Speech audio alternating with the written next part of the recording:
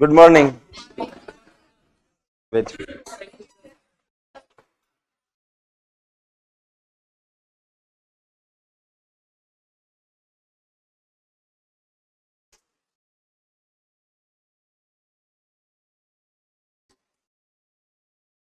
सभी ऑनलाइन वालों को भी गुड मॉर्निंग। स्क्रीन तो नहीं दिख रहा है, ये शायद इसको वहाँ रखते हैं।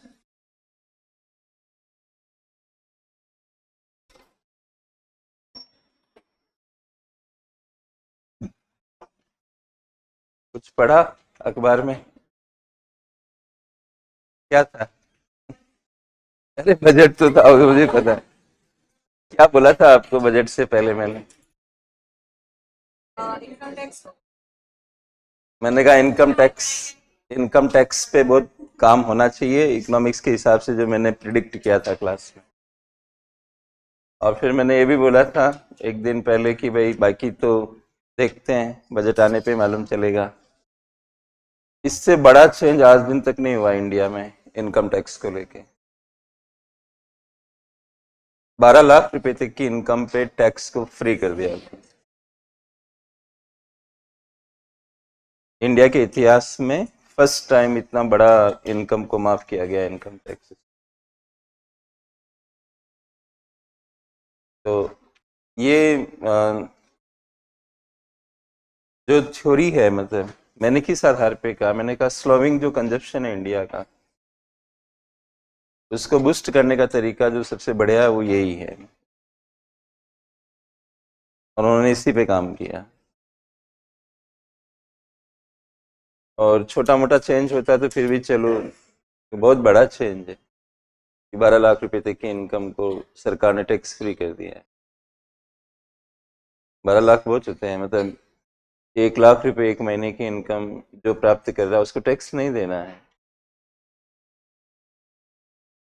और अगर आपने अखबार ठीक से पढ़े हो तो अगर कोई व्यक्ति की इनकम पिछले साल 12 लाख थी तो 80,000 रुपये टैक्स दे रहा था। 80,000 रुपये। अब 80,000 रुपये उसको नहीं देना है। और जिसकी 25 लाख रुपए इनकम है उसको 1,10,000 रुपये के टैक्स की बचत हुई है। राइट। तो 80,000 कम थोड़ी होते हैं, मतलब 6,500 6,000, मतलब 6,500 7,000 महीने का उसका बचत हो रहा है।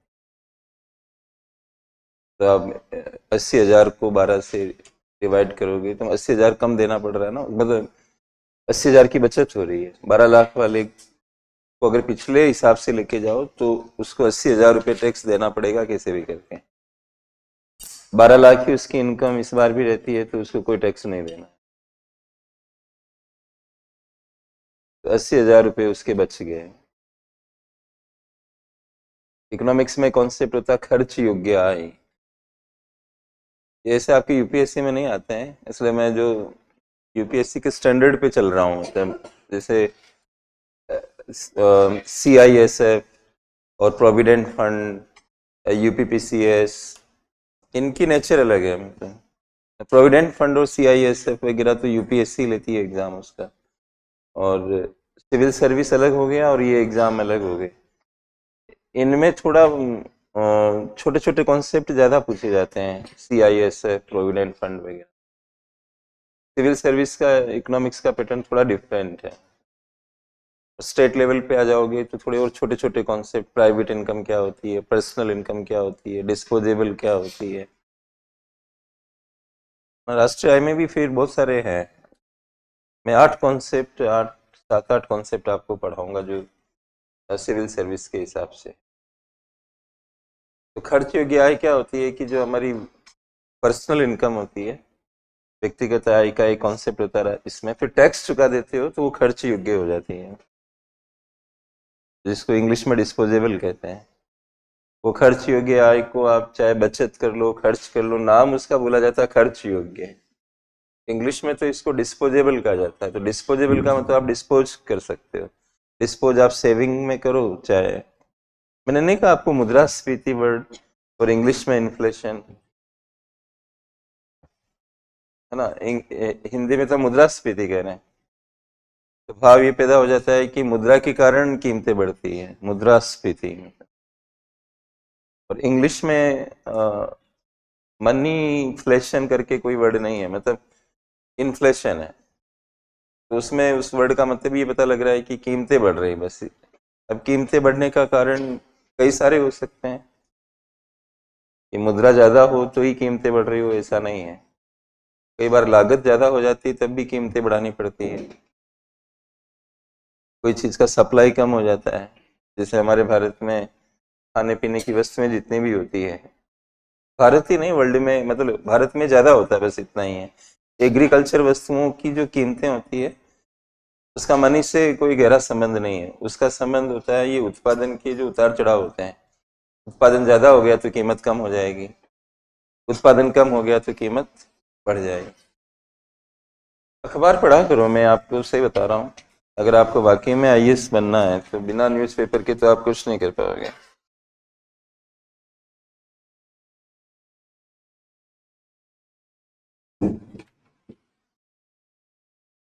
किसी ने लिखा है, जय हिंद सर, बहुत बहुत धन्यवाद सर, आपसे पढ़कर बहुत अच्छा लग रहा है। मेरे को भी अच्छा लग रहा है, बहुत बढ़िया। आपकी क्लास अच्छी है वैसे। 8 माह में पहली बार समझ आया है। नहीं, उन्होंने आगे लिखा पढ़ना कैसे है ये समझ आया है मुझे। 8 माह पीछे पीछे लिखा पढ़ना कैसे है, ये 8 माही महीने में समझ आया। अच्छा ऐसी बात है क्या? लेकिन एक समस्या आ रही है। अब मेरा दिल घबरा रहा है, भाई क्या समस्या आ रही है। किसी भी कॉन्सेप्ट को और गहराई से जानने की इसमें, अब यहाँ आपको लिमिट, मैंने आपको क्या कहा है कि हर चीज को सीमा में रह के ही कर पाओगे ना आप। गहराई मतलब, अब मेरी क्लास वैसे ही बहुत डीप रहती है, आप उससे ज्यादा मत चलो। जैसे मैंने कहा उत्पादन वस्तु का भी होता है, सेवा का भी होता है, तो इससे ज्यादा क्या समझना है हमें। सेवा के भी मैंने एग्जाम्पल देके बताया कि आपके खेत का बीमा कर दिया। बीमा करने का मतलब सुरक्षा दे दी आपको कि आपकी फसल में घाटा नहीं होगा, मतलब एक अमाउंट का बीमा हो जाता है। जैसे 2 लाख का बीमा करा रहे हो तो 2 लाख का बीमा करेगी कंपनी। लेकिन वो मनमर्जी से नहीं होता है, एरिया के हिसाब से होता है कि एक एरिया में पिछले 10-5 साल में क्या प्रोडक्शन होता रहा है, नॉर्मल प्रोडक्शन कितना होता है, ये सब चीजों को सोच के एक अमाउंट को कंपनी बीमा कर सकती है। बीमा करने के बाद फिर अगर घाटा आता है तो बीमा कंपनी देगी, नहीं आता है तो नहीं देगी। उसके बदले में एक शुल्क देना है आपको, तो कंपनी आपको सर्विस दे रही है इस चीज की। तो आप सेफ चल रहे हो, मतलब मान लो 20,000 रुपये आपको शुल्क देके 2 लाख रुपए की खेती का इनकम आपकी बीमा हो रही है, 2 लाख रुपए की। उसमें भी मैंने आपको बताया था कि प्रधानमंत्री फसल बीमा योजना में तो आपको उतना भी नहीं देना है। किसानों को खरीफ की फसलों के लिए 2% से ज्यादा नहीं देना है। बीमा कंपनी जो भी प्रीमियम लेती हो, मतलब शुल्क लेती हो, बाकी 2% जो बनेगा वो आपको देना है, और बचा हुआ केंद्र और राज्य सरकारें आधा आधा देगी। तो कौन किसान ऐसा होगा जो प्रधानमंत्री फसल बीमा का फायदा नहीं उठाना चाहेगा। लेकिन मैंने एक research centre for science and environment, Sunita Narayan ji की एक मैगजीन का नाम सुना होगा आपने, नहीं मतलब इंस्टीट्यूट का नाम सुना होगा, डाउन टू अर्थ उनकी एक मैगजीन आती है। उसने इस पे स्टडी किया है कि प्रधानमंत्री फसल बीमा योजना की प्रभावशीलता क्या है भारत में। तो उन्होंने जो सर्वे किया उसमें ये पता लगा कि कई किसानों को इसकी नॉलेज नहीं है कि हम ये सुविधा का फायदा भी उठा सकते हैं, कि फसल बीमा की योजना का फायदा भी उठा सकते हैं, इसका ज्ञान नहीं है उनको। तो ये स्कीम सब किसानों को नहीं मिल पा रही है। तो आलोचना में आ जाता है जब मेंस में सवाल आए कि प्रधानमंत्री फसल बीमा योजना का आलोचनात्मक मूल्यांकन करिए, तो वहां पे काम आता है। इंटरव्यू में भी पूछ सकते हैं कि क्या फसल बीमा योजना का लाभ भारत के किसान उठा पा रहे हैं, तो आप बता सकते हैं उनको कि ऐसे ऐसे रिसर्च आया हुआ है। लेकिन ये भी एक सर्विस हुई कि नहीं हुई, कि अब कोचिंग एक सर्विस हो गई, जहाँ वस्तु का आदान प्रदान नहीं हो रहा है। अगर नहीं समझ में आए तो उल्टा सोचो आप कि वस्तुओं का नहीं हो रहा है, तो फिर वो सेवा चल रही होगी वहां पे, उससे भी आइडिया लगा सकते हो। तो कोचिंग में वस्तु की आदान प्रदान नहीं हो रही, तो आप कहोगे सर मटेरियल तो मिलता है, तो वो उसका पार्ट है, मतलब मटेरियल के लिए नहीं आ रहे हो आप यहाँ पे, वो सपोर्ट सिस्टम है, मतलब कि आपको 2 बुकलेट दे दी साथ में, तो सर्विस का ही पार्ट है वो, बेसिकली कोचिंग का पार्ट है वो, मतलब इसलिए आप उसको डोमिनेंट जो फिर प्रधानता देखी जाती है, जैसे हम किसी व्यक्ति को कहते हैं सात्विक है, किसी को हम कहते हैं तामसिक है, किसी को हम कहते हैं राजसिक है, जबकि भारत का सांख्य दर्शन कहता है कि हर वस्तु में 3 गुण रहते हैं, रहेंगे ही रहेंगे। फिर भी हम किसी वस्तु को तामसिक क्यों कहते हैं, जबकि उसमें सत्व का अंश भी है, इसलिए कहते हैं कि उसमें तामसिक तत्व की प्रधानता ज्यादा है और सत्व कम है। और जो सात्विक होता है इंसान, वो सोता तो है ना, उसको भी उबासी आती होगी, वो भी बोर हो जाता होगा। तो ये बोर होना, उबासी आना, नींद निकालना किस में आता है, तामसिक, ये तामसिक गुण है, मतलब जिसमें आप उबासी खा रहे हो या फिर बोर हो रहे हो या नींद आ रही है। नींद कौन लेके आता है, तंद्रा कहते हैं इसको, तंद्रा। तंद्रा कब आएगी, आप जब बुरे तत्व से प्रभावित हो गया, तामसिक में। एक्टिविटी राजसिक में आती है, आप एक्टिव हो जाते हो, इसे राजसिक तत्व है ये। शांत रहते हो, ये सात्विकता है। कोई कहते हैं लहसुन प्याज नहीं खाना चाहिए, इसकी तर्क क्या है, मतलब कि क्यों नहीं खाना चाहिए, मतलब उसमें तमस होने की वजह से। तो वो आपकी शरीर के जो बनावट है उसमें तमस को भर देगी। फिर आपके विचार अन्न पे निर्भर करते हैं, तो आप जैसा अन्न खाओगे वैसा होगा मन, ऐसे कहते हैं। तो फिर आपके मन में विचलन आएगा, ये डिस्ट्रैक्शन होता है ना आपको, कि इधर मन भटक रहा है, उधर भटक रहा है, 1 घंटे के लिए भी हम टेबल पे नहीं बैठ पाते, मतलब पढ़ाई नहीं कर पाते। उसकी वजह क्या है, ये तमस गुणों की प्रधानता है। तो सवाल धर्म का नहीं है, मतलब सवाल ये है कि एक छात्र अवस्था में एक बच्चे को कैसे रहना चाहिए, मतलब तो उसको फूड से लेकर हर चीज पर काम करना चाहिए। खाना क्या खा रहा है, हल्का है, गरिष्ठ है, किस तरह का भोजन है, क्योंकि पढ़ाई त्याग पर आधारित है। बिना त्याग के आप पढ़ाई कैसे कर पाओगे। मैं अपने छोटे से बेटे को ही कल समझा रहा था, फुटबॉल बहुत पसंद करता है, तो मैं उसको कह रहा था बेटा तुम अगर टीवी देखते हो, फोन देखते हो, तो तुम फुटबॉल में आगे नहीं बढ़ पाओगे, क्योंकि तुम्हारे लगाव को नहीं दिखा रहा है ये, मतलब तुम जब भी फ्री हो तो तुम्हें फुटबॉल ही नजर आए। मैंने कहा तुम नींद में तो बोलते हो कि गोल गोल ऐसे करके बोलता रहता है, लेकिन मैंने कहा तुम जब जागृत अवस्था में होते हो तो तुम खाली टाइम में टीवी की तरफ जाना पसंद करते हो, तो मैंने कहा तुम गोल अचीव नहीं कर पाओगे ऐसे।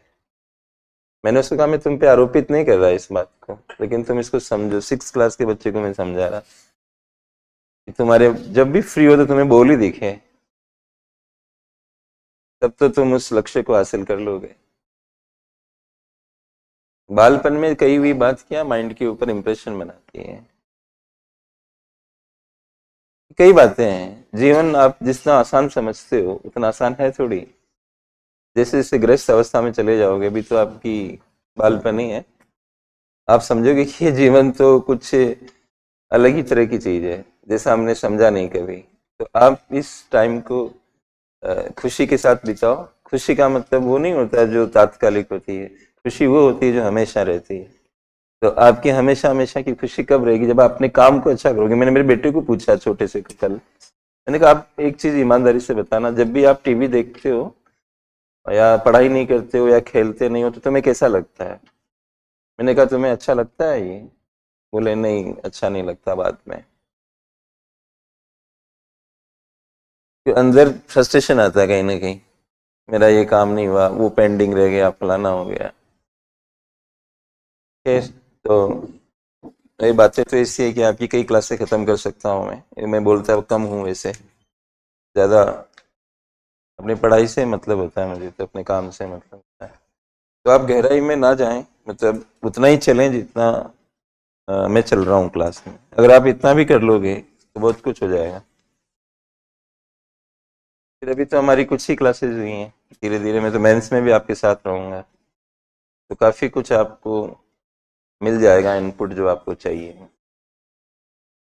ठीक है, तो अखबार पढ़ते रहो। मैं ये अखबार से फिर जो हम क्लास में कर रहे हैं, अब मैंने बोला तो कई बच्चे अभी देखा नहीं अखबार, मेरे को ऐसा लग रहा है, तो वो क्वेश्चन मार्क वाली ढंग से बैठे हुए हैं। तो आपको अखबार पढ़ना चाहिए था, उसमें सबसे मेजर हेडिंग ही यही थी सभी अखबारों में, इनकम टैक्स वाली। और मैं भी अचंभित रह गया था, और मेरे साथ होता है ऐसा आमतौर पे। ये तो मैं थ्योरी के हिसाब से बोला, लेकिन मैं ऐसे कभी पब्लिक बोलूं तो वो चीज इम्प्लीमेंट आमतौर पे होती है। मैंने क्लास में कह दिया था कि ये प्रश्न छपा हुआ है, तुम ठीक से पढ़ के जाना, वो एजीटीज ही आ गया ऐसे ही। तो कुछ इंट्यूशंस भी हो सकते हैं, यह है। तो आप अखबार पढ़ो, उससे आपको रिलेट होगा फिर। अब देखो, 1 ट्रिलियन भारतीय रुपए, 1 ट्रिलियन 1 लाख करोड़ रुपए की लॉस है इंडिया को, ये जो टैक्स में छूट दी है, जिसका माननीय वित्त मंत्री जी ने ये किया मतलब मूल्यांकन। और इनडायरेक्ट टैक्स में जितने बदलाव हुए उसमें 2600 करोड़ रुपए की रेवेन्यू लॉस है, मतलब जो इस बजट में हुआ है। 2600 करोड़ रुपए का नुकसान सरकार को महसूस हो रहा है अप्रत्यक्ष करों की साइड से, लेकिन वो तो बहुत छोटा है 2600। लेकिन ये 1 लाख करोड़ रुपए, ये जो 12 लाख रुपए छूट की सीमा करी, और जिसकी इनकम 12 लाख से ज्यादा है उनके लिए फिर अलग चालू होगा। ऐसा आप ना समझो कि 12 लाख रुपए अगर मैं 25 कमा रहा हूं तो 12 पे नहीं देना और बच्चे भी 12 पे देना, ऐसा नहीं है। अगर आप 12 लाख तक है तो, लेकिन अगर आप 20 लाख कमा रहे हो तो 12 लाख छूट नहीं होगा, फिर वो 4 लाख, 4 से 8, 8 से 4 के गैप में 5-5% के हिसाब से वो टैक्स रेट बढ़ रही है हर 4 लाख के ब्लॉक पे। 4 लाख पे टैक्स नहीं, तो 4 से 8 के बीच में 5%, 8 से 12 के बीच में 10%, 12 से 16 के बीच में 15%। आप 4 4 बढ़ाते जाओ, और जहां पर 5 5 जोड़ के 30 आ जाए वहां रुक जाना।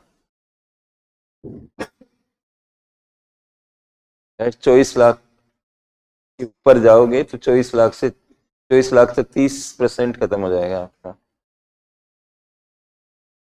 24 लाख 1 रुपए से, मतलब वो 30% चालू हो जाएगा 24 लाख 1 रुपए से।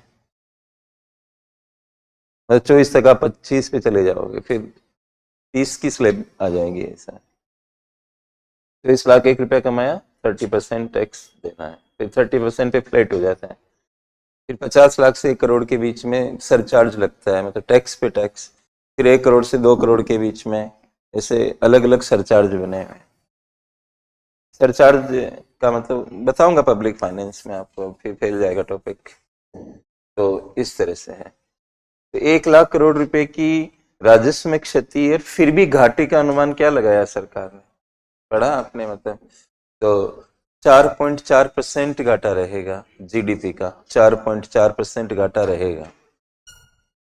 और ये जो 23-24 जो ईयर है, 23-24 सॉरी 24-25 जो ईयर है, 25-26 के लिए 4.4%, और 24-25 के लिए उन्होंने 4.8% पे रिवाइज किया है।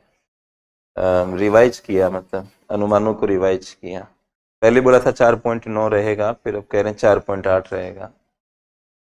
अब पीछे ये जो 24-25 का साल है, जो 31 मार्च को समाप्त हो जाएगा 24-25, और फिर आगे 25-26 से बजट लागू होगा।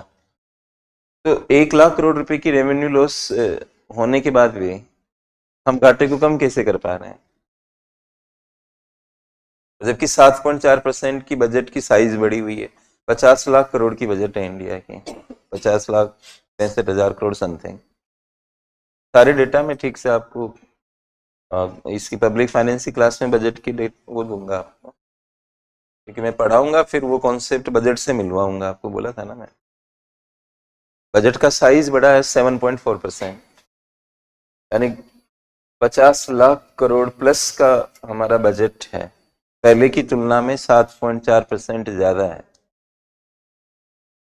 फिर भी हम घाटे को कम कर पा रहे हैं, तो ये बड़ी बात है ना अपने आप में। मैडम का कहना है कि आप ये मत देखो कि 1 लाख करोड़ रुपए हमारी रेवेन्यू लॉस होगी, लेकिन मैं तो घाटी की टारगेट पूरी कर रही हूँ। और मिडिल क्लास को टारगेट करके जो बजट बना है, जो आपने पढ़ा होगा, मध्यम वर्ग का बजट। अब मिडिल क्लास ही तो कंजप्शन की टेंडेंसी ज्यादा रखता है, इनकम का बड़ा हिस्सा उपभोग में खर्च करता है, और मिडिल क्लास को टैक्स का भार भी ज्यादा महसूस होता है।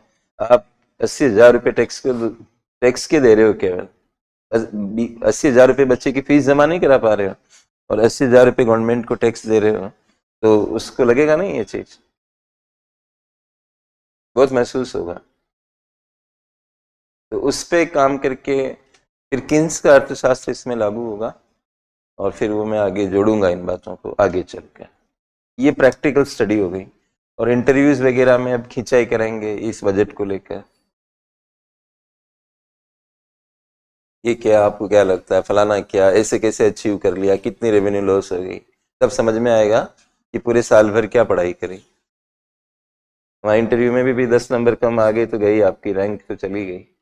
लोग आईएएस बनने के लिए तो क्लास मतलब पढ़ाई करते हैं, वो कौन चाहता है कि वो आईआरएस बने। तो एक एक दो दो नंबर की लड़ाई है बहुत ज्यादा, वो आपको धीरे धीरे समझ में आ जाएगी। तो हम लोग पिछले वाली क्लास में क्या कहते हैं, net national product at factor cost, ये पढ़ा था हम लोगों ने। साधन लागत पर निवल राष्ट्रीय आय, निवल राष्ट्रीय उत्पाद, साधन लागत पर निवल राष्ट्रीय उत्पाद।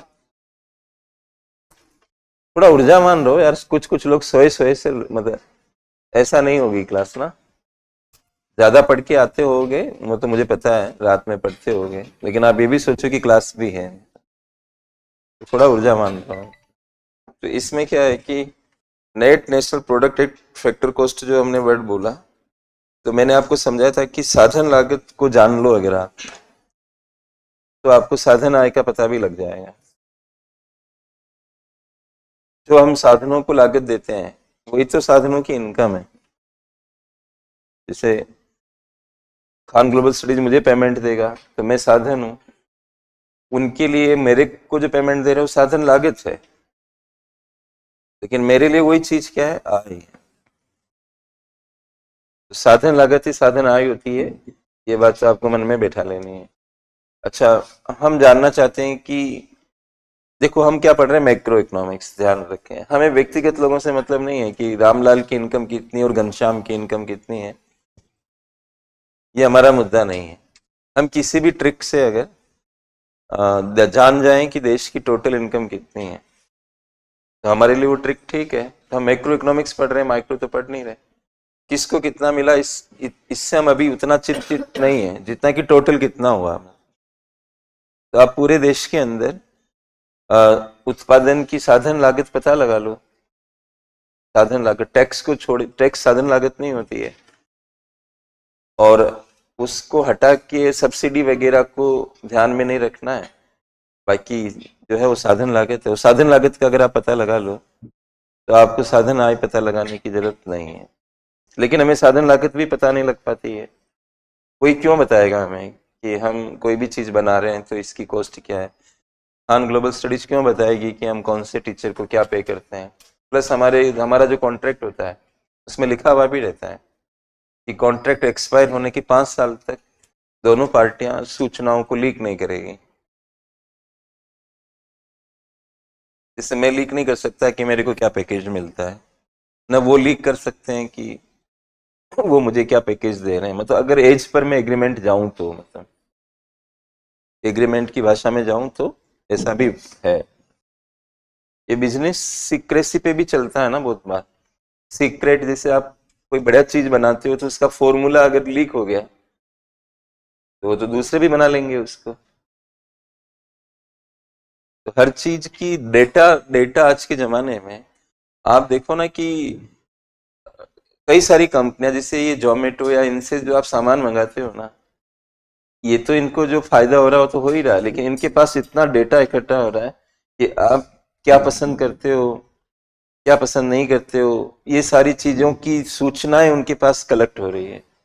और उन सूचनाओं को आधार बनाकर वो अच्छी कोई भी चीज की मार्केटिंग कर सकते हैं, या उन सूचनाओं को बेच सकते हैं। वो सूचना अपने आप में मार्केट का प्रोडक्ट बन गया, बन सकता है।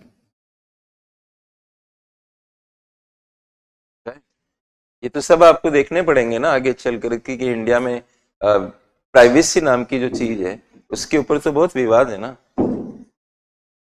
मैं एक दिन सोच रहा था कि मैं कोर्ट में रिट लगाऊं एक चीज पे कि इंडिया के अंदर फोन में कैमरा नहीं होना चाहिए।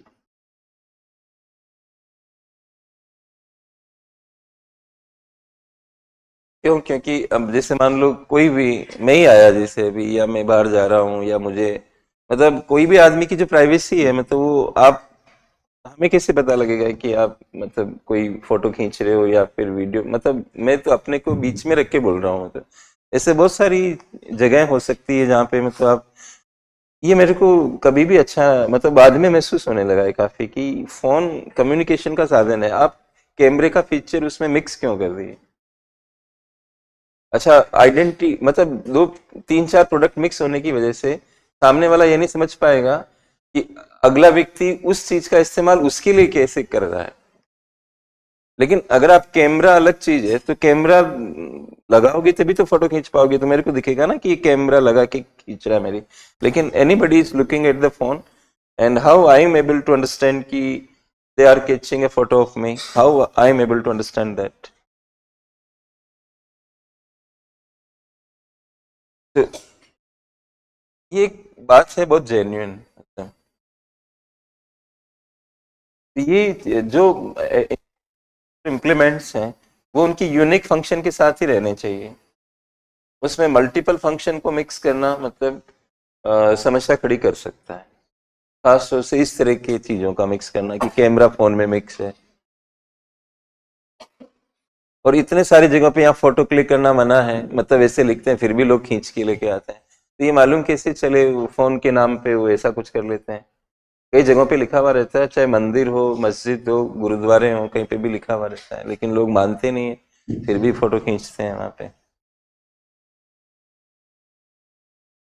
राइट, तो खैर, तो फैक्टर कॉस्ट आप मतलब हमें कोई बताएगा नहीं कि प्राइवेसी या कई कारणों से कि हमारी लागत क्या आ रही है, तो आपको तो कैसे पता लगेगा?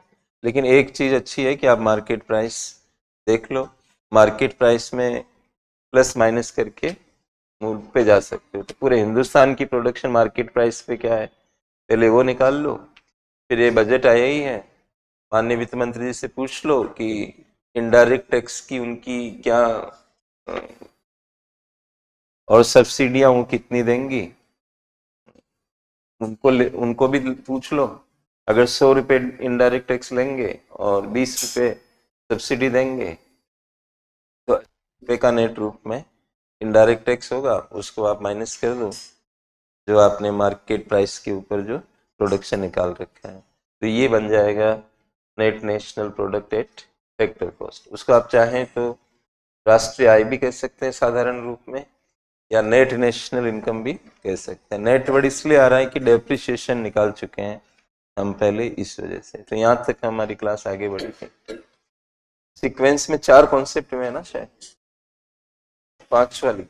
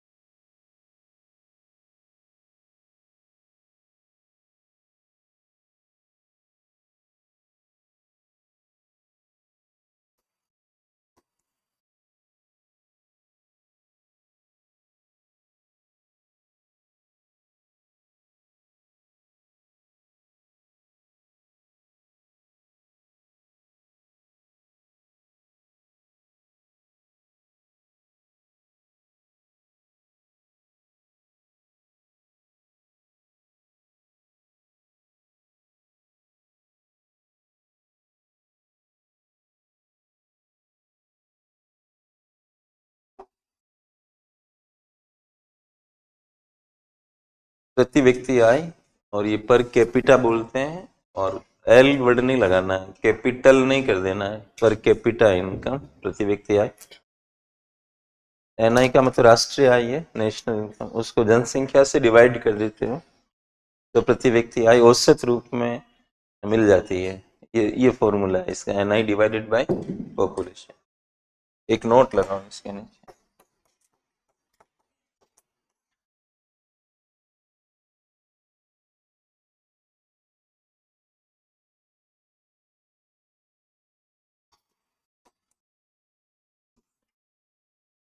राष्ट्रीय आय की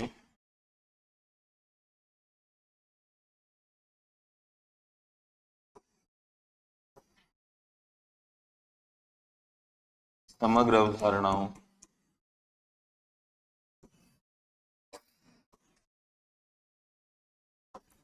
ब्रैकेट में लिखिए जैसे कि जीडीपी,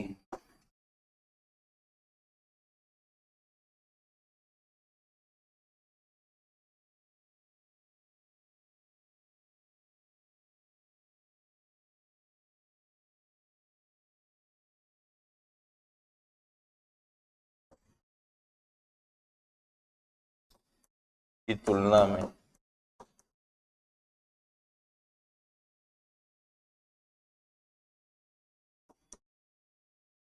प्रति व्यक्ति आधारित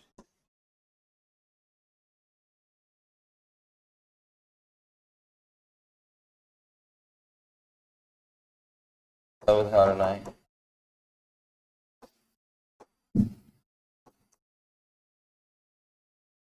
कोष्टक में लिखिए जैसे कि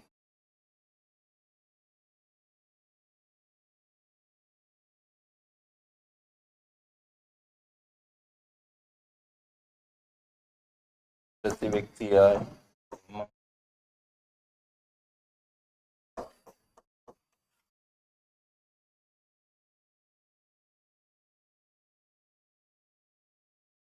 प्रति व्यक्ति जीडीपी,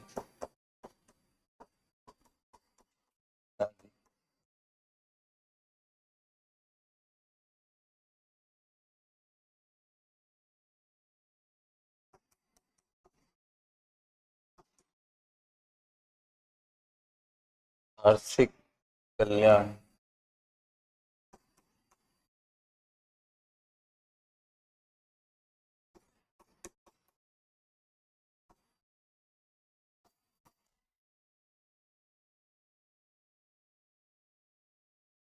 इकोनॉमिक वेलफेयर को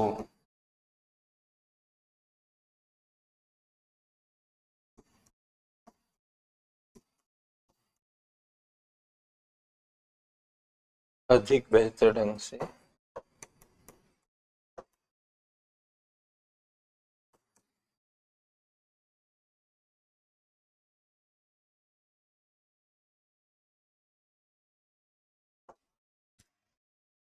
प्रदर्शित करती है।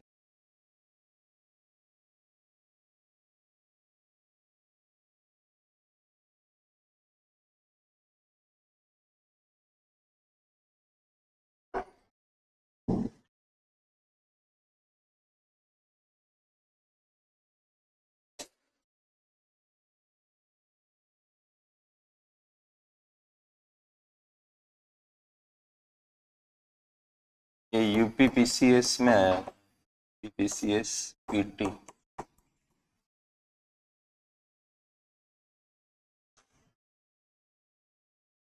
इसके लिए मैंने इशारा किया है प्रति व्यक्ति। भाषा में कोई भ्रम पैदा ना हो इसलिए मैंने ब्रैकेट में एग्जाम्पल डाल दिया था कि आप समग्र का अर्थ कुछ और ना निकाल लो। मैंने कहा राष्ट्रीय आय की समग्र अवधारणाओं, मतलब मेरा अभिप्राय ये क्या है, ये मैंने कोष्टक में लिखा जैसे कि जीडीपी, जीएनपी, एनएनपी, यहाँ समग्रता का मतलब टोटल, टोटल वाली अवधारणा है। जैसे ये पूरे देश का टोटल उत्पादन, प्रति व्यक्ति नहीं है कहने का, टोटल है, ये भी टोटल है, वो भी टोटल है, पूरे देश क्या बता रहा है, मतलब तीनों कॉन्सेप्ट। तो राष्ट्रीय आय की समग्र अवधारणाओं जिसका मतलब मेरा ये है कि तुलना में, जैसे टोटल जीडीपी बोले और एक हम बोले प्रति व्यक्ति जीडीपी, तो ये बात हो रही कि तुलना में प्रति व्यक्ति आधारित अवधारणाएं, जैसे कि प्रति व्यक्ति आय, मतलब राष्ट्रीय आय प्रति व्यक्ति राष्ट्रीय आय नहीं बोला जाता है, क्या बोला जाता है? प्रति व्यक्ति आय बोला जाता है ये प्रति व्यक्ति राष्ट्रीय आय ही मतलब, लेकिन बोलने में क्या बोलते हैं? प्रति व्यक्ति आय। जैसे हम कहते हैं भारत की प्रति व्यक्ति आय कितनी है, आप चाहो तो ऐसे भी बोल सकते हो भारत की प्रति व्यक्ति राष्ट्रीय आय कितनी है, बात एक ही है। तो लेकिन जो लोकप्रिय भाषा होती है उसी का तो इस्तेमाल करोगे आप। तो मैंने यहाँ पे जैसे कि प्रति व्यक्ति आय, प्रति व्यक्ति जीडीपी, हाँ प्रति व्यक्ति जीडीपी को प्रति व्यक्ति जीडीपी कहा जाता है, लेकिन प्रति व्यक्ति राष्ट्रीय आय को राष्ट्रीय हटा के केवल सिंपल बोला जाता है प्रति व्यक्ति आय। मतलब कुल मिला के इसमें यह कहा जा रहा है कि दो चीजों की तुलना करें, राष्ट्रीय आय की समग्र जो प्रति व्यक्ति को ध्यान में नहीं रखती है, और दूसरी अवधारणाएं ऐसी है जो प्रति व्यक्ति को ध्यान में रखती है। इन दोनों की तुलना करें तो आर्थिक कल्याण का पता लगाना हो किसी देश में तो प्रति व्यक्ति वाली ज्यादा बेहतर ढंग से प्रदर्शित करती है। भाषा को फिर से पढ़ लेते हैं। राष्ट्रीय आय की समग्र अवधारणाओं की तुलना में प्रति व्यक्ति आधारित अवधारणाएं आर्थिक कल्याण को अधिक बेहतर ढंग से प्रदर्शित करती। ऐसा क्यों? मतलब जैसे हम पूरा जीडीपी हमें अच्छा संदेश क्यों नहीं दे पाता? तो क्या होता है, हर जगह सापेक्षिकता है, हर जगह। अमर्त्य सेन सर ने एक जगह बोला था कि गरीबी समान रूप से बटी हुई है, समान रूप से बटी हुई गरीबी विषम रूप से बटी हुई अमीरी से अच्छी होती है। क्यों विषम रूप से बटी हुई अमीरी खराब क्यों है? मतलब क्योंकि उसमें सापेक्षिकता पैदा हो जाती है। जैसे मेरे पास क्रेटा नाम की गाड़ी है, तो किसी के पास फॉर्च्यूनर है, तो किसी के पास बीएमडब्ल्यू है। मतलब इस तरह से जो क्रेटा है वो भी अमीर है देखा जाए तो, जिसके पास गाड़ी है तो अमीर ही हो गया एक तरह से, लेकिन फॉर्च्यूनर वाला उससे ज्यादा अमीर है, बीएमडब्ल्यू वाला उससे ज्यादा अमीर है। ऐसे अलग अलग तरह की जो गाड़ियां होती, ओडी वगैरह जो भी आप सुनते हैं, तो उसमें क्या होता है कि वो परेशान हो जाते हैं जिसके पास अगर आपके पास दर्शन नहीं है। अगर ये तो कहा जाता है कि भारतीय दर्शन ही आपको इस प्रकार की चीजों से मुक्त कर सकता है। अगर आप दार्शनिक नहीं हो तब तो आप दुखी हो जाओगे, अरे मेरे पास तो कुछ है ही नहीं, इसके पास तो ओडी है, मैं तो 5 साल से क्रेटा ही चला रहा हूँ। मतलब ऐसे उसके मन में आएगा। मेरा बच्चा सरकारी स्कूल में पढ़ रहा है, उनका बच्चा दून स्कूल में पढ़ रहा है, शेरवुड स्कूल में पढ़ रहा है, मेयो कॉलेज एक अजमेर में है जिसमें राजा महाराजाओं के लड़के और ये सब पढ़ाई करते हैं। अब इसी में वो हो गया परेशान एक आदमी। तो ऐसे बंगला आपका मेरीन ड्राइव पर है, मुंबई के अंदर मेरीन ड्राइव पे आपका बंगला है। जैसे लोग वहाँ शाहरुख खान जी का बंगला, सलमान खान जी का बंगला, ये सब उनके आगे जाके लोग फोटो खिंचवाते हैं। मैं भी गया था पिछले दिनों मुंबई, तो वो गाड़ी वाला बोला कि सर आप मैं ये उनका है, आप मैं रोक देता हूँ गाड़ी, आप फोटो खिंचवा लो इसके आगे। मैंने कहा नहीं, मैंने देख लिया है। मैंने कहा मैं क्या करूं फोटो खिंचवा के, मतलब मेरा है जो सही है, देख लिया, इनके घर के आगे से निकल गए, बहुत है हमारे लिए। अब मैं यहाँ समझू अपने आप को कि मैं तो बहुत महान टीचर हूँ यहाँ का, और ये सब समझू अपने मन में ही माया बनाता रहूं, वहां मेरी माया जीरो हो जाएगी उनके घर के आगे। 500 करोड़ के फ्लैट ऐसे, जिनकी हम कभी कल्पना भी नहीं कर सकते। अगर आपके पास दर्शन ना हो कि भगवान ने मेरे को जो दिया वो खुश हूं मैं, और जो मेरा प्रारब्ध था उसके अनुसार मुझे मिला, और मेरी कोई ज्यादा चाहत नहीं है, क्योंकि सोने के लिए तो कम ही जगह की आवश्यकता होती है, जो मिल गया तो ठीक है, नहीं मिला तो भी ठीक है, ये विचार ना हो अगर, आप तो दुखी हो जाओगे। पड़ोस पड़ोस में बहुत सारा ऐसा दुख चलता ही रहता है। ऑर्नामेंट को देखकर महिलाओं में बहुत रहता है, एक साड़ी को एक फंक्शन में पहन लिया तो दूसरे फंक्शन में वो साड़ी नहीं पहन के जाना जाएगी, चाहे भले ही फंक्शन 5 साल बाद हुआ हो। मतलब लेकिन 5 साल में किसको याद रह रहा है कि आप कौन सी साड़ी पहने? और साड़ियां तो बहुत लंबी चलती है ना, मतलब कुछ कुछ साड़ियां होती है जो पूरे जीवन भर ही चल जाती है, क्योंकि आप उनको खास ओकेजन पे पहनते हो। अब बक्से भरे हुए साड़ियों के, लेकिन फिर भी नहीं लेके आनी है। तो वजह क्या है कि ये दूसरे लोग इस तरह से पहनेंगे, तो सापेक्षिकता में आ गए ना आप, दुखी हो जाएंगे। लेकिन एक टापू की कल्पना करो आप, जिसमें आदिवासी रहते हैं, और वो टापू पर, अच्छा विषमता क्यों पैदा होती है? कहाँ कोई तो कारण होता होगा, या तो संसाधनों में अंतर हो, या ज्ञान में अंतर हो, स्कूल में डिफरेंस हो। एक टापू के ऊपर स्कूल ही नहीं है तो डिफरेंस कहाँ से होगा? संसाधनों में कोई अंतर नहीं है, वैसे के वैसे वही समुद्र कोस्टल एरिया पे रहते हैं, फॉरेस्ट है, वहां जाके अपना जो भी है हंटिंग करते हैं, वापस लौट आते हैं। तो विषमताएं पैदा होने की वजह ही नहीं है वहां पर। तो समाज एकदम वैसा ही है, होमोजीनियस, समरूप प्रकार का, और किसी में कोई डिफरेंस नहीं होने की वजह से सब खुशी खुशी रह रहे हैं। चाहे भले ही उनके लिए पहनने के लिए वस्त्र नहीं है, लेकिन आप टापुओं पे रहने वाले आदिवासी आपको कई गुना खुश मिलेंगे। नेशनल ज्योग्राफिक ने कुछ आदिवासियों को पकड़ के उनको सूट वूट पहनाया और अलग अलग होटल्स में ले गए, बहुत सारी जगहों पे ले गए। एक ट्रांसलेटर था जो उनकी भाषा को जानता था, वो बेचारे टाई वाई लगा के जूते पहना दिए उनको, जगह जगह उनको ले जा रहे हो, अलग अलग डिशेज खिला रहे हो। लेकिन वो परेशान हो गए। वो लास्ट में ट्रांसलेटर को बोल रहे कि इनको कहो कि हमें हमारे टापू पे कब छोड़ेंगे, कि हम घबरा गए हैं इनके साथ। लास्ट में फिर उनको ले जाके, टेंगो आइलैंड था कहीं ब्रिटेन के आसपास कहीं आता है, मेरे को भूल, टेंगो नाम का कोई था, वहां पे ले जाके फिर उनको छोड़ दिया। वो वहां जाके ऐसे खुश हुए कपड़े फेंक के कि भाई हम तो ये टाई वाई उतार के भागे हुए। अपने धनुष और तीर लेके वो अपना खुश हो गए माहौल के अंदर, क्योंकि उनको वही माहौल पसंद था। सापेक्षिकता, तो आपके देश का जीडीपी कितना भी हो, ये मैटर नहीं करता, उसको भोगने वाले कितने हैं ये भी मैटर करता है। इसलिए आप पॉपुलेशन के कॉन्टेक्स्ट में जीडीपी देखते हो। ये देखो आप, इसमें राष्ट्रीय आय जो है, ये देखो, ये आपकी राष्ट्रीय आय है।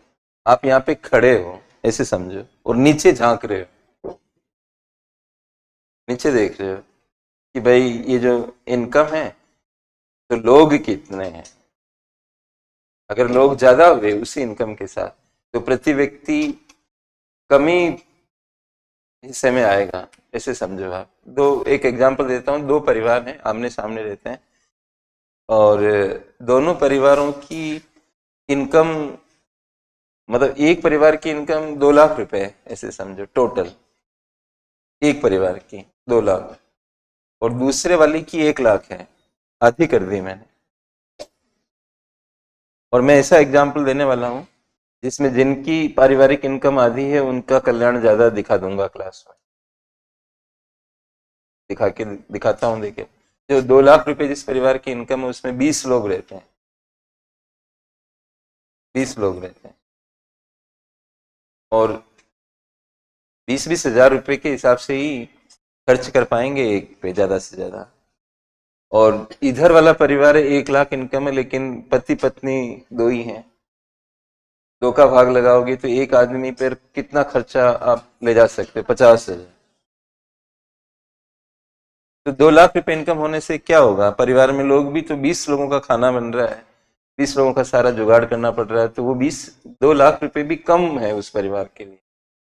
तुलना करने बैठोगे अगर तो सामने वाले परिवार से, जो कमा 1 लाख रहा है लेकिन मेंबर्स ही नहीं है घर के अंदर। तो जो बात आपको छोटे में समझ आ रही है माइक्रो लेवल पे, उसी का तो विस्तार करना है मैक्रो लेवल पर। हाँ, एक नेगेटिव पॉइंट प्रति व्यक्ति आय के साथ क्या है कि विषमता का पता नहीं लगता हमें, कि भाई जो प्रति व्यक्ति आय आ रही है, जैसे घर में ऐसा भी हो सकता है ना कि पति पत्नी दोनों रह रहे हैं, 1 लाख रुपए उनकी इनकम है, लेकिन पति कुछ ज्यादा डोमिनेंट है घर के अंदर, तो हो सकता है वो 80 हजार अपने ऊपर ही खर्च कर दे, 90 हजार अपने ऊपर ही खर्च कर दे, ये बोलकर कि तुम तो घर में ही रहती हो और मैं तो कमाने जाता हूँ, तुम्हें 10 हजार रुपए महीने से ज्यादा की क्या जरूरत है बताओ।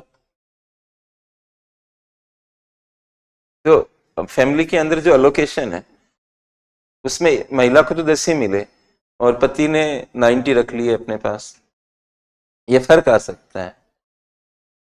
विषमता मालूम नहीं चलती। ये नेगेटिव पॉइंट है प्रति व्यक्ति आय का, विषमता का पता नहीं लगता, बस यही है। लेकिन भाई विषमता की बात भी बाद में आती है ना, पहले वितरण, विषमता किस चीज को लेकर है, वितरण को लेकर है। तो वितरण का मुद्दा तो उत्पादन के बाद में आता है। इनकम ही नहीं होगी तो वितरण क्या करोगे, पहले प्रति व्यक्ति आय तो सही करो। जैसे एक घर के अंदर प्रति व्यक्ति 50,000 तो आए, इसके बाद में मुद्दा उठेगा ना। अब घर में प्रति व्यक्ति आय ही 10,000 बन रही है, तो आप क्या उसके वितरण की बात करोगे, आप समझ पा रहे हो ये बात। मेरे कहने का अर्थ ये है कि उत्पादन पहले है, वितरण बाद में है। पहले ये तो देखो राष्ट्रीय स्तर पर कि पर व्यक्ति प्रोडक्शन कितना हो रहा है। खाना करते हो आप तो प्रति व्यक्ति, हलवाई कैसे अनुमान बताते हैं आपको, आपको पूछेंगे, सबसे पहला सवाल होता है उनका कि कितने लोगों का भोजन बनाना है। आप किसी भी कोई फंक्शन करोगे तो हलवाई से बात करोगे गांव के हिसाब से, मैं समझा रहा हूँ। तो वो ये पूछेगा सबसे पहले कि सर आप हमें ये बताओ कार्यक्रम कब का है, और दूसरी बात ये है कि कितने लोगों का भोजन बनाना है। इसके बाद हम आपको सामान लिखवाएंगे तो आदमियों के हिसाब से। अब आप ये सोचो कि एक हलवाई जो आदमियों का हिसाब बता रहा है कि इतना आटा लगेगा, इतनी दाल लगेगी, इतना चावल होगा, जो भी आइटम आप बनवा रहे हो, तो वो क्या सोच के गणित बताता होगा कि एक आदमी एक प्लेट में कितना खाता होगा, इनटू इतने लोग, इन प्लस 50-100 लोगों का और एक्स्ट्रा। क्योंकि भाई कई बार आप भूल जाते हो, कोई लोग ऊपर नीचे कोई वेस्टेज हो जाता है, तो 50 लोगों का एक्स्ट्रा डला लिया। लेकिन उनकी मेन जो गणित है वो क्या है, एक आदमी कितने एक प्लेट में क्या लेता है, उसके हिसाब से वो बताएगा। लेकिन कई बार भोजन घट जाता है, कार्यक्रम चालू होता है तो भोजन घट जाता है, तो उसकी वजह क्या होती है आप खुद बताओ। कि ज्यादा लोग उसमें आ गए, आपने उनको एस्टिमेट सही नहीं बताया, तो ज्यादा लोग आ गए, खाना आपने खूब बनवाया फिर भी घटा, क्यों घटा, क्योंकि लोग ज्यादा आ गए। यही है वो, लोग ज्यादा हो जाएंगे तो खाना घटेगा। यहाँ खाने का मतलब आपके देश की आय है, आय तो प्रोडक्शन से पैदा हुई ना। आज भारत मिल्क प्रोडक्शन के अंदर दुनिया में नंबर 1 है ना, लेकिन प्रति व्यक्ति मिल्क अवेलेबिलिटी फिर भी उतनी बढ़िया नहीं है हमारे यहाँ। वजह क्या, पॉपुलेशन। मिल्क में हम नंबर 1 है, ये तो पता ही होगा आपको। मिल्क प्रोडक्शन में इस बार का ये, फिश प्रोडक्शन में हम सेकंड पे आते हैं, हॉर्टिकल्चर प्रोडक्शन में हम सेकंड पे आते हैं, कई चीजें हैं ऐसी, मैं इसमें बताऊंगा आपको। लेकिन फिर भी हमारे यहाँ किल्लत क्यों रहती है। टोटल, अब आप ये बताओ कि टोटल प्रोडक्शन वर्ल्ड में सबसे ज्यादा है हमारे यहाँ मिल्क का, तो क्या उसके हिसाब से कल्याण भी लोगों को मिल रहा है, नहीं मिल रहा है। क्योंकि आप लोगों के हिसाब से देखोगे उस प्रोडक्शन को, तो वो पर व्यक्ति कितना दूध अवेलेबल है वो उतना नहीं आ रहा है।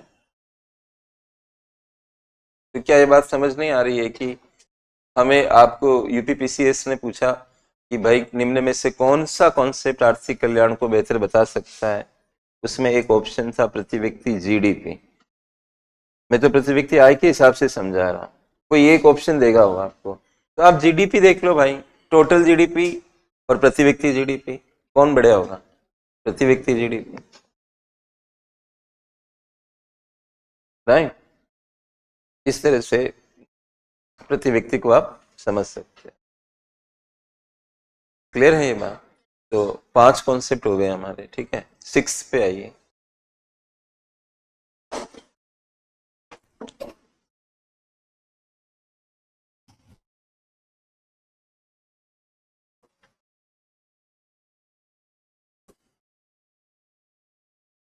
रियल, रियल लिखा हुआ, रियल।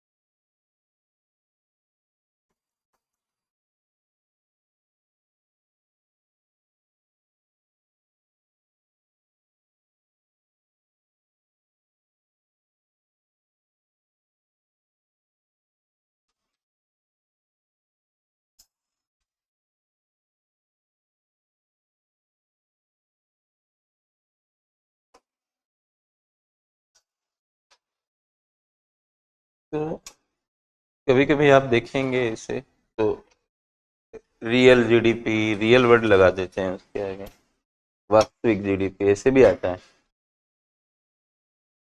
तो मतलब क्या है, थोड़ा सा एक मैथमेटिकल से भी समझ लेंगे। पहले तो आप ये देख लें कि कोई भी जीडीपी जीएनपी के आगे रियल वर्ड आ रहा है तो वास्तविक शब्द को दिखा रहा है। या वास्तविकता से अभिप्राय क्या है वो नीचे चल रहा है, बाकी कुछ एग्जाम्पल से भी बताऊंगा। पहले ये देख लेते हैं, यदि जीडीपी जीएनपी आदि की गणना स्थिर मूल्यों पर की जाए तो उनके आगे रियल शब्द का प्रयोग किया जाता है। क्योंकि मतलब वजह दे रखी है पीछे, और आपका ध्यान पूरी तरह से रहना चाहिए, वरना तो बहुत दिक्कत हो जाएगी। क्योंकि मूल्यों को स्थिर करने से उत्पादन के वास्तव में हुए परिवर्तनों का पता लग पाता है, मूल्यों को स्थिर करने से। तो ये तो भाषा अपनी जगह है, जो औपचारिक ढंग से कैसे लिखी जाएगी वो लिख दी मैंने, बाकी मैं आपको समझा रहा हूँ अब। ये तो हम जान ही चुके कि जीडीपी बाजार मूल्यों पे मापा जाता है ना। थोड़ी देर के लिए हम ये सोचे कि ये मार्कर है और ये लास्ट ईयर एक मार्कर हुआ, लेकिन मैंने आपको पहले भी बताया था कि हम ऐसे नहीं बोलेंगे कि भारत का जीडीपी एक मार्कर है, क्योंकि एक मार्कर बाजार भाषा नहीं है, मतलब मूल्य बोलना पड़ेगा आपको। कि मतलब ये कहने की बजाय कि कितने मार्कर हुए, ये कहना सही रहता है कि कितने के हुए। उत्पादन को मूल्य में बताना है, मतलब टन की भाषा नहीं बोलनी, क्विंटल की नहीं बोलनी। गेहूं हुआ तो इतने रुपए का हुआ, दूध हुआ तो इतने रुपए का हुआ, तो ऐसे बोलना है। तो इसमें ऐसा सोचते हैं कि पिछले साल एक मार्कर हुआ, इसका रेट 100 रुपए था, तो हम ये नहीं कहेंगे कि एक मार्कर हुआ, हम ये कहेंगे कि 100 रुपए का उत्पादन हुआ, 100 रुपए की मूल्य का उत्पादन हुआ लास्ट ईयर, क्योंकि एक मार्कर ये था और इसका रेट क्या था, 100 रुपए था। ठीक। अगले साल आए तो किसी ने कहा कि अब उत्पादन 200 रुपए हो गया है, क्योंकि आपको पता था कि पिछले साल 100 हुआ था। अब आपने सुना कि 200 हो गया, तो आपने जल्दबाजी में ये कह दिया कि भारत का उत्पादन 2 गुना हो गया। एक सीमा तक तो सही है, लेकिन पूरे सही नहीं है। आपकी गलती क्या है इसमें? आपने कहा जी, जो आपने डेटा दिया उसके आधार पे तो मैंने कहा, लेकिन इसमें ये बात हो सकती है कि मार्कर की रेट ही बढ़ गई हो। तो उत्पादन तो मात्रात्मक होता है ना, जब आप ये कहते हो कि उत्पादन, तो आपके मन में भाव क्या आता है? कि मात्राओं का भाव आता है। समस्या हमारे साथ ये है कि हम जीडीपी को मात्रा में नहीं दिखा के मूल्य में दिखाते हैं, और मूल्यों के साथ एक समस्या क्या है कि वो बदलते रहते हैं। अच्छा, एक दूसरा और लेते हैं। किसी ने कहा कि 50 रुपए का उत्पादन हुआ इस बार। एक एग्जाम्पल तो मैंने 200 का दिया, अब उल्टा कर रहे हैं कि 50 रुपए का उत्पादन हुआ, तो आपने कह दिया कि आधा रह गया उत्पादन, क्योंकि आपको ये पता था कि पिछले साल कितने का हुआ, 100 रुपए का। लेकिन ये भी तो हो सकता है कि ये मार्कर की रेट आधी रह गई हो, 50 रुपए। यूनिट तो एक ही पैदा हो रही है हर बार। 50 रुपए बोल रहे हो तो भी एक यूनिट हो रही है, 200 बोल रहे हो तो भी एक यूनिट हो रही है, 100 बोल रहे हो तो भी एक यूनिट हो रही है। ये ऐसा वेरिएशन क्यों आ रहा है, जबकि प्रोडक्शन तो 1 यूनिट का है? वेरिएशन क्यों आ रहा है? क्योंकि कीमतें में वेरिएशन हो रहा है। इन 1 year price was ₹50, in another it was ₹200, and in still another year it was ₹100. And every time you are producing only a single unit of market, but you are confused because of change in the value. ये समस्या खड़ी हो रही। तो अब आपको finance minister बना दिया गया, आप बजट बनाओगे। बजट ये जो आया है, ध्यान देखो, सब बातें अपनी जगह है। मैं बहुत सरल पढ़ा रहा हूँ आपकी क्लास को, वैसे इतना सरल नहीं पढ़ाता हूँ मैं। ये मेरा अभ्यास में नहीं है इतना सरल पढ़ाना, तो लेकिन मैं आपकी क्लास में पढ़ा रहा हूँ। क्यों पढ़ा रहा हूँ मुझे खुद ही नहीं समझ आ रहा है कि इतना सरल मैं क्यों ले रहा हूँ इस क्लास को। तो फिर सरल का मतलब ये नहीं होना चाहिए कि आप आराम की मुद्रा में ही आ जाओ, दिमाग पे जोर ही पड़ना बंद हो जाए तो आप फिर ऐसे वैसे, क्योंकि वो मुझे पसंद नहीं है। देखो मैं, मेरा स्वभाव आपको मैंने डे वन पे बताया आपको, अनुशासन मुझे हद से ज्यादा मेरे रग रग में समाया हुआ है। उसके बिना मेरे, मैं खुद भी अनुशासन टूट जाता ना मेरे से तो खुद ही दुखी हो जाता हूँ मन से ही। किसी को कुछ नहीं कहता लेकिन अपने अंदर में ही दुखी हो जाता हूँ कि ये गलत हो गया मेरे से। आदत ही बना लो इस चीज की। अच्छा, संयम में रहना ही तो आपकी यूपीएससी है देखा जाए तो। अब व्यवहार संयम में है नहीं तो क्या शब्द सीमा में रह पाओगे? सीमा ही नहीं बनाई आपने कभी। देखो प्लेटो ने कहा गुण अविभाज्य होते हैं, और मैं बहुत मानता हूँ इस बात को। अगर आप माँ से प्यार करते हो वास्तव में तो आप पत्नी से भी करोगे, बच्चे से भी करोगे, पिता से भी करोगे, क्या उनका स्वभाव कैसा भी हो। क्योंकि एक आदमी की नेचर में पार्टीशन नहीं होता। नेचर ऐसी चीज होती है जो अचानक से किसी खास परिवेश में बदल नहीं जाती, वैसी ही होती है।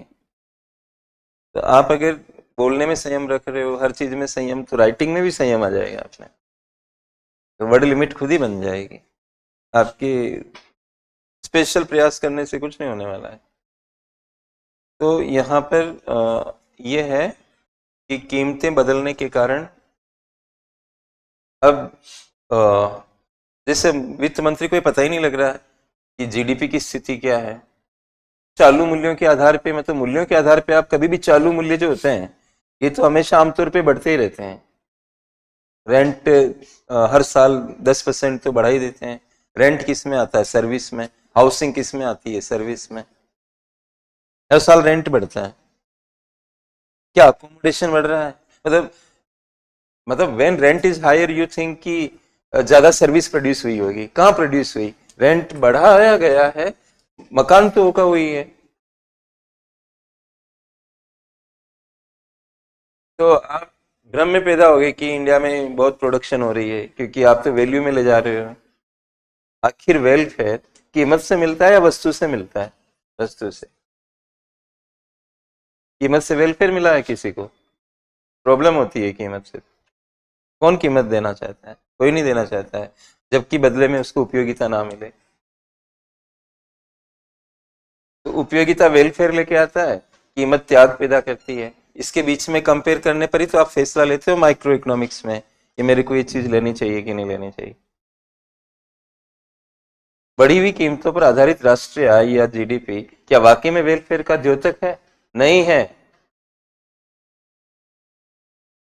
कंजप्शन से वेलफेयर आता है। When you consume anything you will get welfare. High value production without equal increase in consumption cannot show you increase in welfare।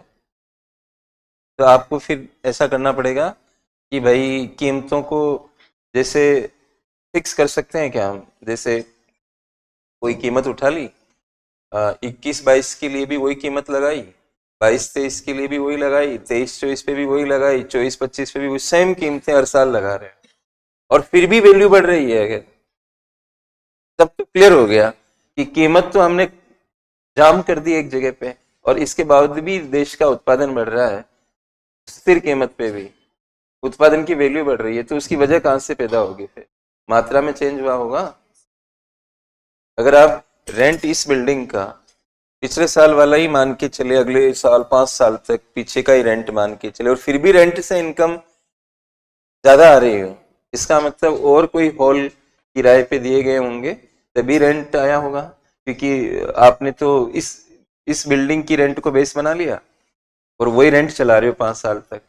मान लो 5 लाख रेंट आई एक साल में, अगले साल 10 लाख आ गई टोटल रेंट, तो कहाँ से आई होगी? जबकि पिछले साल की रेंट चला रहे हो आप। इसका मतलब ऐसी की ऐसी बिल्डिंग सामने वाले ने कहीं और बनाई होगी, उसको 5 लाख पे दिया होगा, तभी तो 10 लाख आए।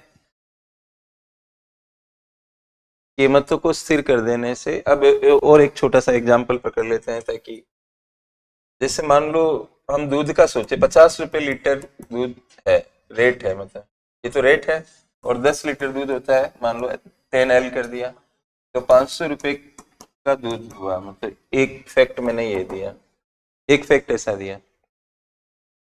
अगले साल या उसके अगले साल कभी भी आपको इधर कुछ नहीं दिख रहा है, ये दूसरा फैक्ट कुछ नजर नहीं आ रहा है इसे। और यहाँ पर आपको 100 दिख रहा है, तो आप सॉरी 100 क्या 1000 दिख रहा है जैसे,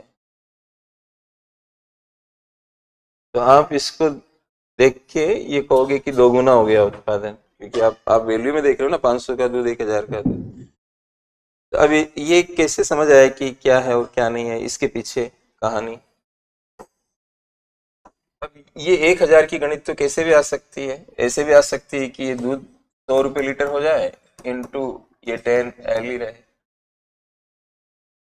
तो आपको 1000। तो आप क्या करो कि इसका तरीका ये है कि इस साल के लिए भी और इस साल के लिए भी कॉमन कीमत इस्तेमाल करो, कॉमन ले आओ कहीं से।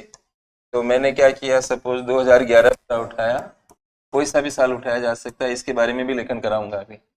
2011-12 में मिल्क का रेट 40 रुपए लीटर था, तो आपको 40 यहाँ लगाना है और 40 यहाँ लगाना है, कीमतें कॉमन कर दिया,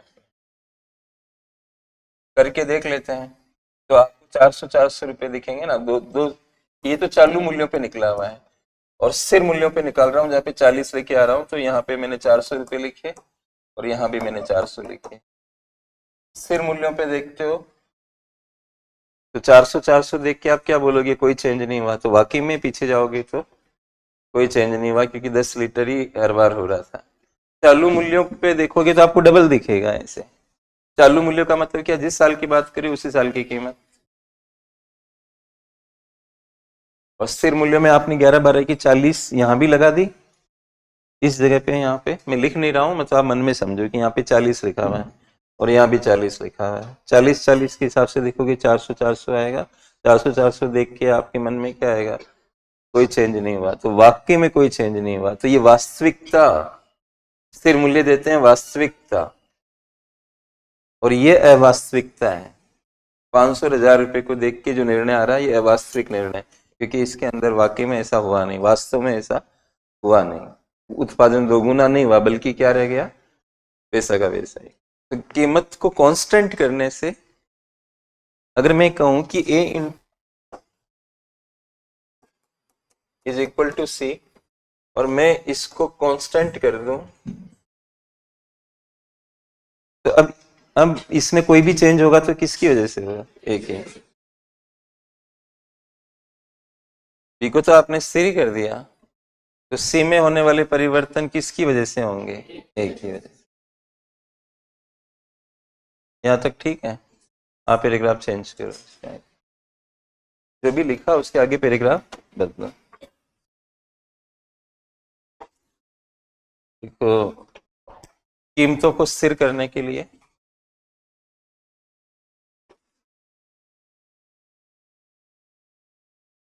कीमतों को स्थिर करने के लिए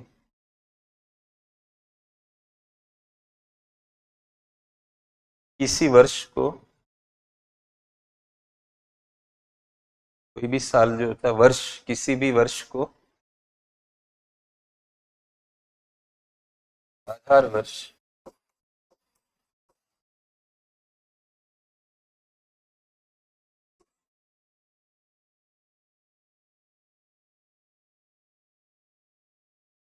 इंग्लिश भी लिख लेना पीछे, बेस ईयर के रूप में,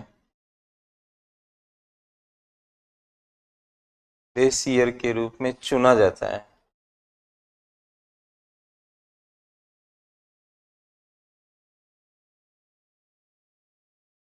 पूर्ण विराम लगा दें, आगे लिखें, वर्तमान में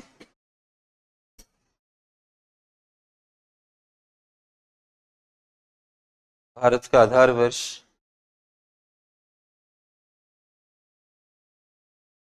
2011-12 है,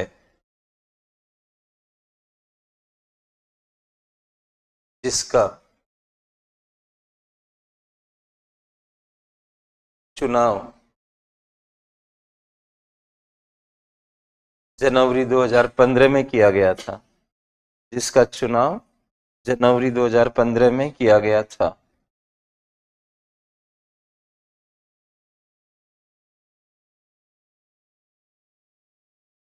पैराग्राफ बदले, ये ध्यान देने योग्य है कि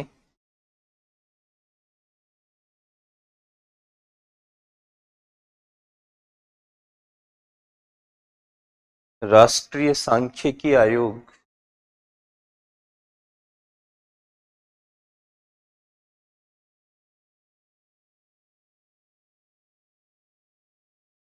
राष्ट्रीय सांख्यिकी आयोग के अनुसार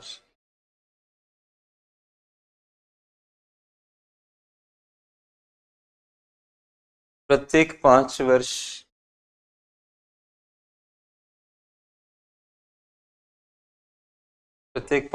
के अंतराल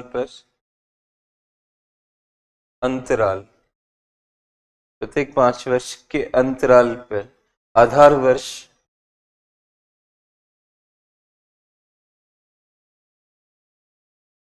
बदला जाना चाहिए।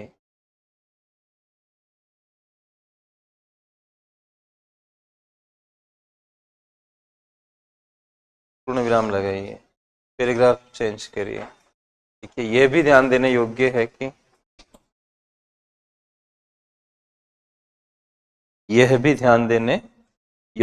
कि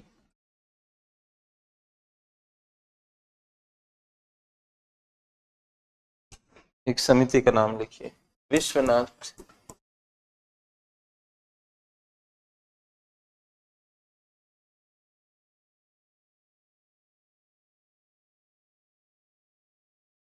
गोलदार समिति।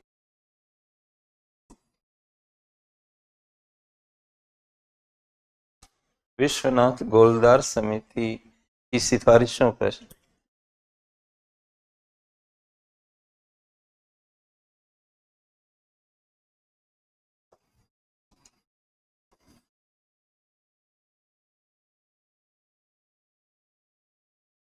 टू 2026 से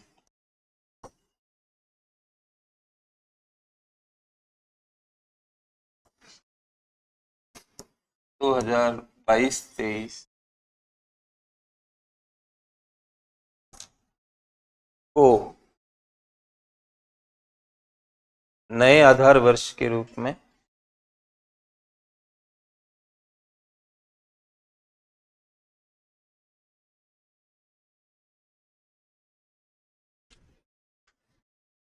प्रयुक्त किया जाएगा।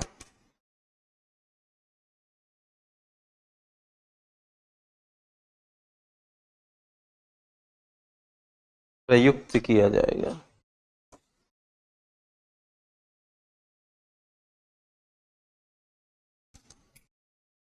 तो ये अनाउंस हो चुका है, लेकिन अभी जो भी डेटा है वो तो 11-12 पर ही आ रहे हैं, क्योंकि 26 से यूज होगा ये।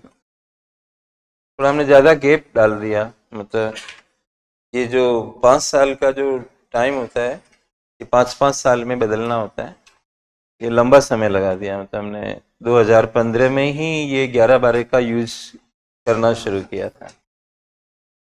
आधार वर्ष मैंने क्या कहा कि आप जीएस के हिसाब से चलो, गहराई ही अलग अलग जगह पे अलग अलग ढंग से ली जाती है।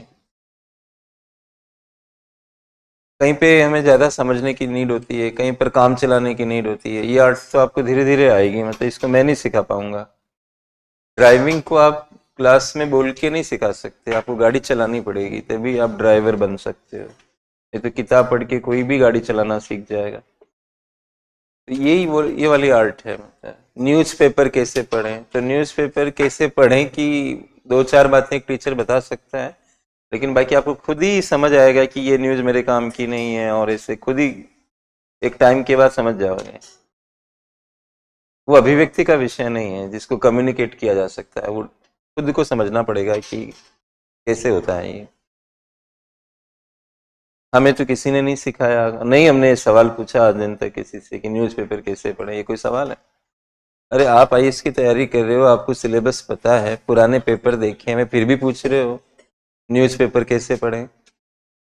आप पूछोगे तो मार्केट बनी जाएगा उस चीज का, क्योंकि आपकी समस्या दूसरों का अवसर होती है। तो आप खुद ही समझो ना कि इतनी मैच्योरिटी तो आ ही जाती है अपने आप ही। ये थोड़ी होता है कि भाई यहाँ पॉलिटिकल साइंस के पुराने पेपर है तो आपको पता है कि न्यूज़पेपर के हिसाब से कौन सी न्यूज़ मेरे को सही रहेगी। मतलब और जितना आप पूछोगे ना उतना वो सामने वाला बता भी नहीं पाएगा वैसे, जो आपके मन को संतोष प्रदान कर सके। तो फिर फायदा क्या है? तो यहाँ क्या है कि आप इतना समझो जितना मैं बता रहा हूँ कि बेस शेयर क्यों बदला जाना चाहिए। एक सवाल हमारे मन के, वैसे यूपीएससी नहीं पूछेगा, ये भी बता दूं, ये हमारे मन का सवाल है। ये सवाल मैं क्यों डील कर रहा हूँ, क्योंकि मुझे पता है कि आप में से बैठे हुए कई लोग ये सोच रहे होंगे ये बेस शेयर क्यों बदलते हैं, इस तरह की बातें उनके मन में आती होगी। तो उसका जवाब मैं यूं दे रहा हूँ कि समय बदलने के अनुसार समाज बदलता है और अर्थव्यवस्था भी बदलती है। समाज धीरे बदलता है, अर्थव्यवस्था बहुत फास्ट बदलती है। समाज रूढ़ी पे ज्यादा चलता है, इनोवेशन कम होता है समाज। मैं जो कह रहा हूँ सबका प्रयोग करके देख लेना घर जाके, जो मैं बोल रहा हूँ कितना गलत सही उसका फैसला आप कर लेना घर जाके। Economics is not that much हाँ, फूड हैबिट्स इकोनॉमिक्स में आता है और फूड हैबिट समाज से जुड़ती है। That part of economics which is based upon society will be changing gradually. लेकिन क्या स्मार्टफोन फूड हैबिट है? आपकी ड्रेसिंग सेंस जो होता है वो भी समाज पे काफी निर्भर करता है। तो समाज की ड्रेसिंग सेंस भी उतनी फास्ट नहीं चेंज हो रही होती है, क्योंकि समाज से जुड़ जाती है। स्टिल मतलब इकोनॉमिक्स का एक बहुत बड़ा सेगमेंट है जो समाज से कनेक्ट नहीं होता है। वो सेगमेंट तो बहुत ही फास्ट बदलता है। ड्रग्स है, ड्रग्स का समाज से क्या मतलब है बताइए जरा। ड्रग्स समाज पे चलता है, फार्मा समाज पे चलता है। अरे आपकी बीमारी पे चल रहा है, बीमारी के हिसाब से फाइजर या कोई कंपनी ड्रग डेवलप कर रही है, इसका समाज से क्या लेना देना है? अच्छा, कोई बहुत सारी बीमारियां जिनका इलाज नहीं होता है, फिर कोई कंपनियां ढूंढ लेती है। अच्छा, वायरस और बैक्टीरिया वो प्रतिरोध विकसित कर लेते हैं बीमारियों के प्रति, तो दवाइयां फिर उतनी काम नहीं कर पाती, तो फिर एक नई ड्रग्स लेके आते हैं। ये डायनेमिज्म तो चलता ही रहता है। और कुछ एकदम फ्रेश पेटेंटेड ड्रग्स निकल के आती है। पेटेंट मिलता ही उस ड्रग पे जो पहले पैदा नहीं हुई हो। पुरानी चीजों पे पेटेंट थोड़ी मिलता है, आप नया खोजोगे उसी पे पेटेंट होगा ना। तो अब नई नई चीजें आ जाती है समाज में, नए इलेक्ट्रॉनिक आइटम आ जाते हैं, क्या कहते हैं, ड्रग्स आ जाती है, बहुत सारी चीजें नई नई आने लग जाती है। अब आप बेस ईयर पुराना रख रखे हो। अब ये दूध का मैंने जो रखा लिखा 11-12 में दूध 40 रुपए का लिखा आपने। दूध ऐसी चीज है जो बहुत समय से हो रही है। लेकिन सबसे बड़ा एग्जाम्पल आपको मैं ये दे सकता हूं कि कोरोना वैक्सीन क्या 2011-12 में थी? 11-12 के आधार पे भारत की राष्ट्रीय आय आज निकालोगे आप, तो क्या कोरोना वैक्सीन की प्रोडक्शन को बाहर कर दोगे? क्योंकि उसकी कीमत आपको नहीं मिल रही है, क्योंकि 11-12 में वो हुई नहीं थी। तो कीमत कहां से लाओगे फिर उसकी? समझ पा रहे हो ये बात? जो कोरोना वैक्सीन आज हमारे इंडिया में पैदा हो रही है वो भी तो एक उत्पादन है। आप स्थिर मूल्यों पे उत्पादन निकालोगे तो कोरोना वैक्सीन की 11-12 की कीमत लानी पड़ेगी, क्योंकि आप हर जगह 11-12 यूज कर रहे हो ना। आगे से ये होगा 22-23 होगा, लेकिन 11-12 में तो कोरोना वैक्सीन की रेट ही नहीं मिलेगी आपको। फिर उसका मूल्यांकन कैसे करोगे आप? ये ऐसे फंस गए ना मतलब। अच्छा, और बढ़िया समझने के लिए आप यूं समझो कि हमने आधार वर्ष से 1951-52 बना लिया सब कुछ। तर्क है तो तर्क का तो हर जगह चलेगा ना वो तो हम 11-12 की जगह 51-52 या उसको कोई भी इस तरह का पुराना साल आधार वर्ष बना लो। आपकी 90% से भी ज्यादा चीजों की कीमत ही नहीं मिलेगी आपको, क्योंकि आज वो चीजें हो ही नहीं रही है, अलग चीजें हो रही है। स्मार्टफोन थे क्या 51-52 में? ये सब कहाँ, ये सारे डिजिटल बोर्ड और पता नहीं कितनी चीजें, गाड़ियां अलग अलग तरह की, कहाँ आपको उसकी कीमतें मिलेगी? फंस गए ना मतलब। तो ये समस्या खड़ी हो जाती है। फिर क्या करते हैं कि इस फंसावट से निकलने का तरीका एक बना रखा है। जैसे मान लो ये फोन 11-12 में नहीं हुआ, लेकिन ये अभी तो हो रहा है, तो अभी इसकी कीमत कितनी है? तो फिर हमें अनुमान लगाते हैं कि 11-12 में ये हुआ होता तो कितनी होती। तो फिर हम कहते हैं कि जो जिन चीजों की कीमतें मिल रही वो 11-12 से अब तक कितनी बढ़ी, उस हिसाब से इसकी कीमत को नीचे लेके जाएंगे ये 11-12 की बनाने के लिए। इसको हम कहते हैं डिफ्लेटर। क्या कहते हैं? डिफ्लेट।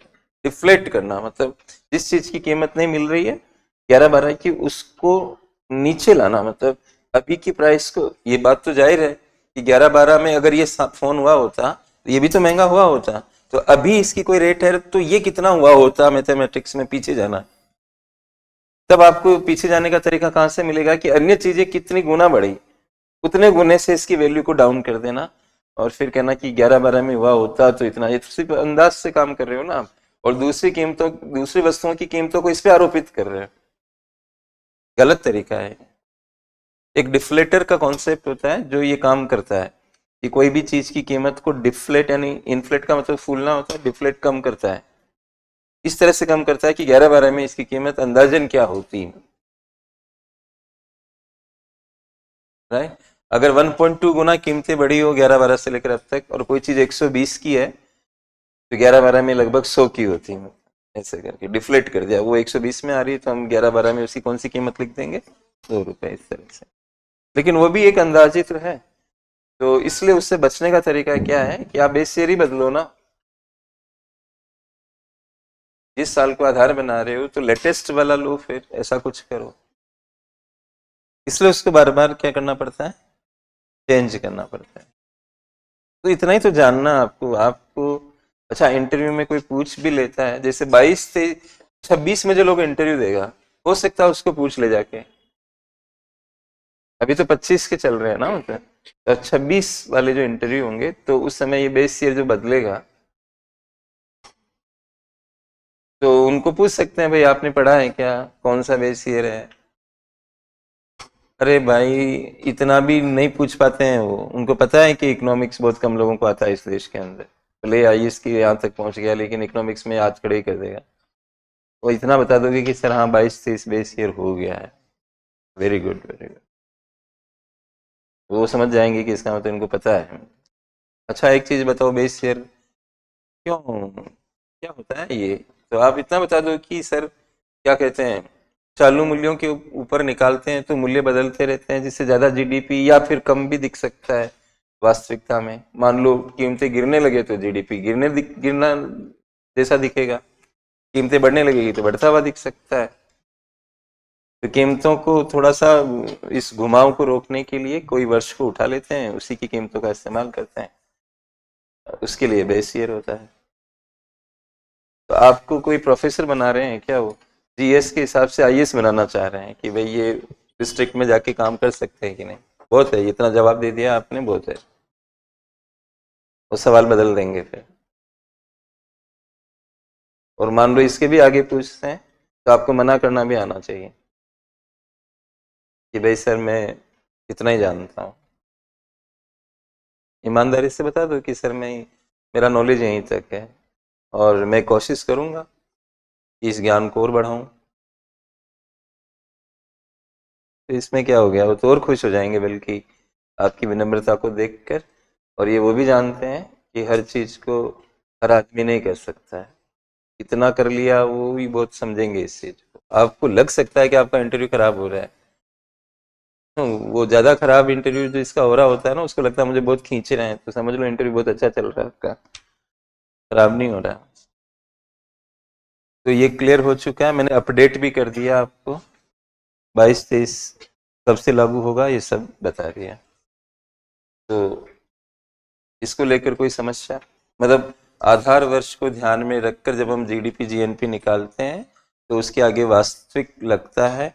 और फिर भी अगर चेंज आ रहे हैं जीडीपीज में, तो इसका मतलब साफ जाहिर है कि ग्रोथ आई है देश के अंदर, मतलब बढ़ता हुआ दिख रहा है तो ग्रोथ आई है, गिरता हुआ दिख रहा है तो ग्रोथ नेगेटिव चली गई है, नहीं चेंज हो रहा है तो कोई ग्रोथ नहीं है। इस तरह से आपको उसका आइडिया लग जाता है। तो हमारे 6 कॉन्सेप्ट हो गए हैं, रियल एक मैंने बताया, 7वां इसी से जुड़ेगा। तो लैंग्वेज पूरी लिखा दी क्या, एक बार दिखा दी। अब 7वां लिखिए।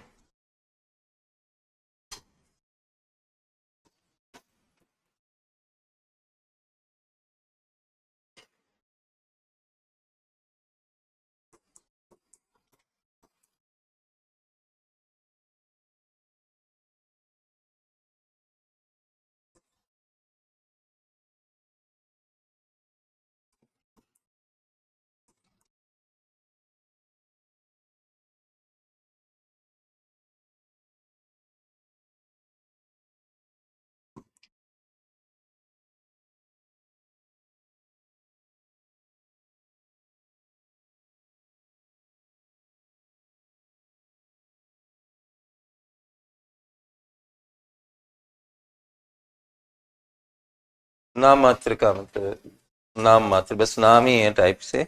मतलब आप पॉलिटी में भी पढ़ते हो कि माननीय राष्ट्रपति महोदय नॉमिनल हेड है, नॉमिनल, नाम के लिए, वास्तविक नहीं है, मतलब कहने का अर्थ ये है।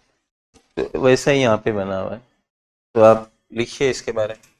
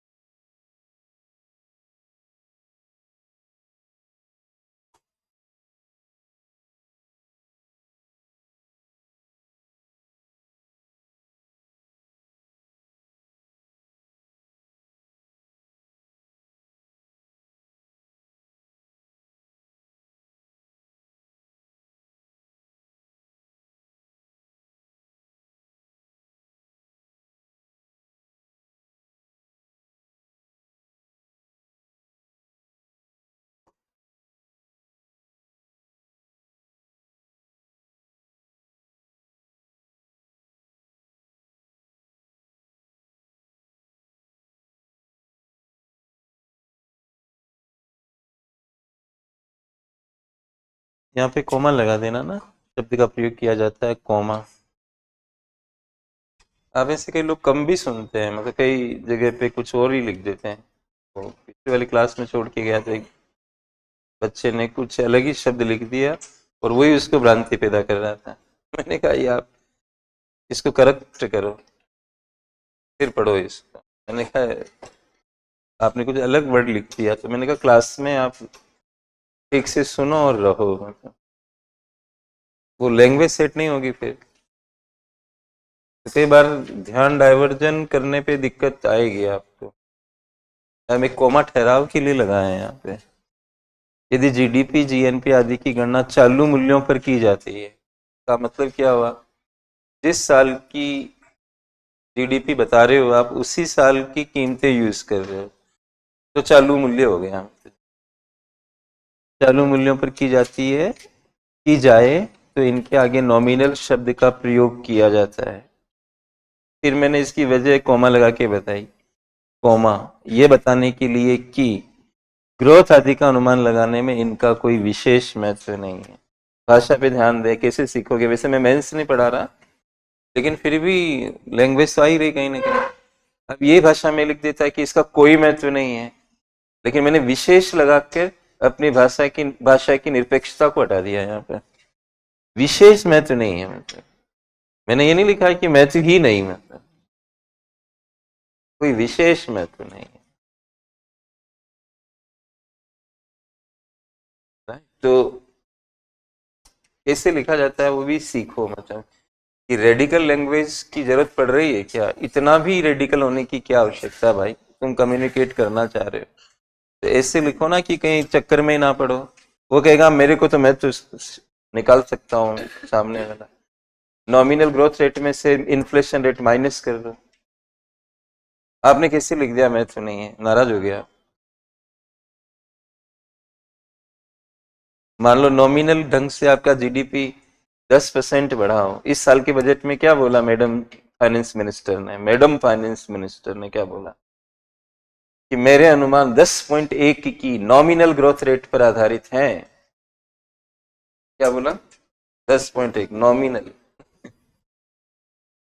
अच्छा, बजट के अनुमान नॉमिनल ग्रोथ रेट पे मैडम क्यों लगा रही है? क्योंकि बजट जो होता है उसमें जो रेवेन्यू आता है वो उत्पादन बढ़ने से भी आता है और कीमत बढ़ने से भी आता है, इसलिए उनके लिए नॉमिनल इंपॉर्टेंट बन रहा है।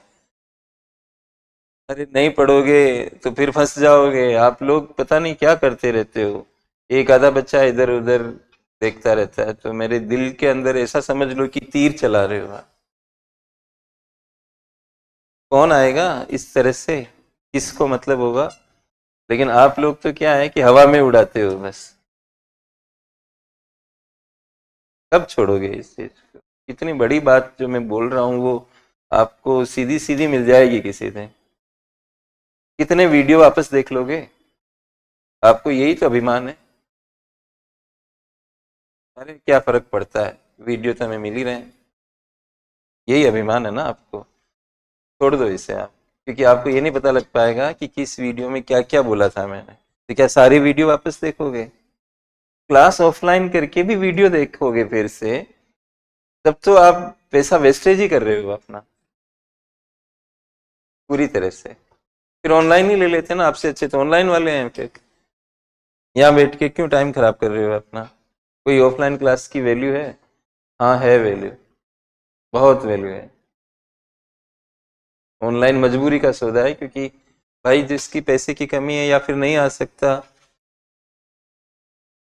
टीचर तो सेम ही है ना, मतलब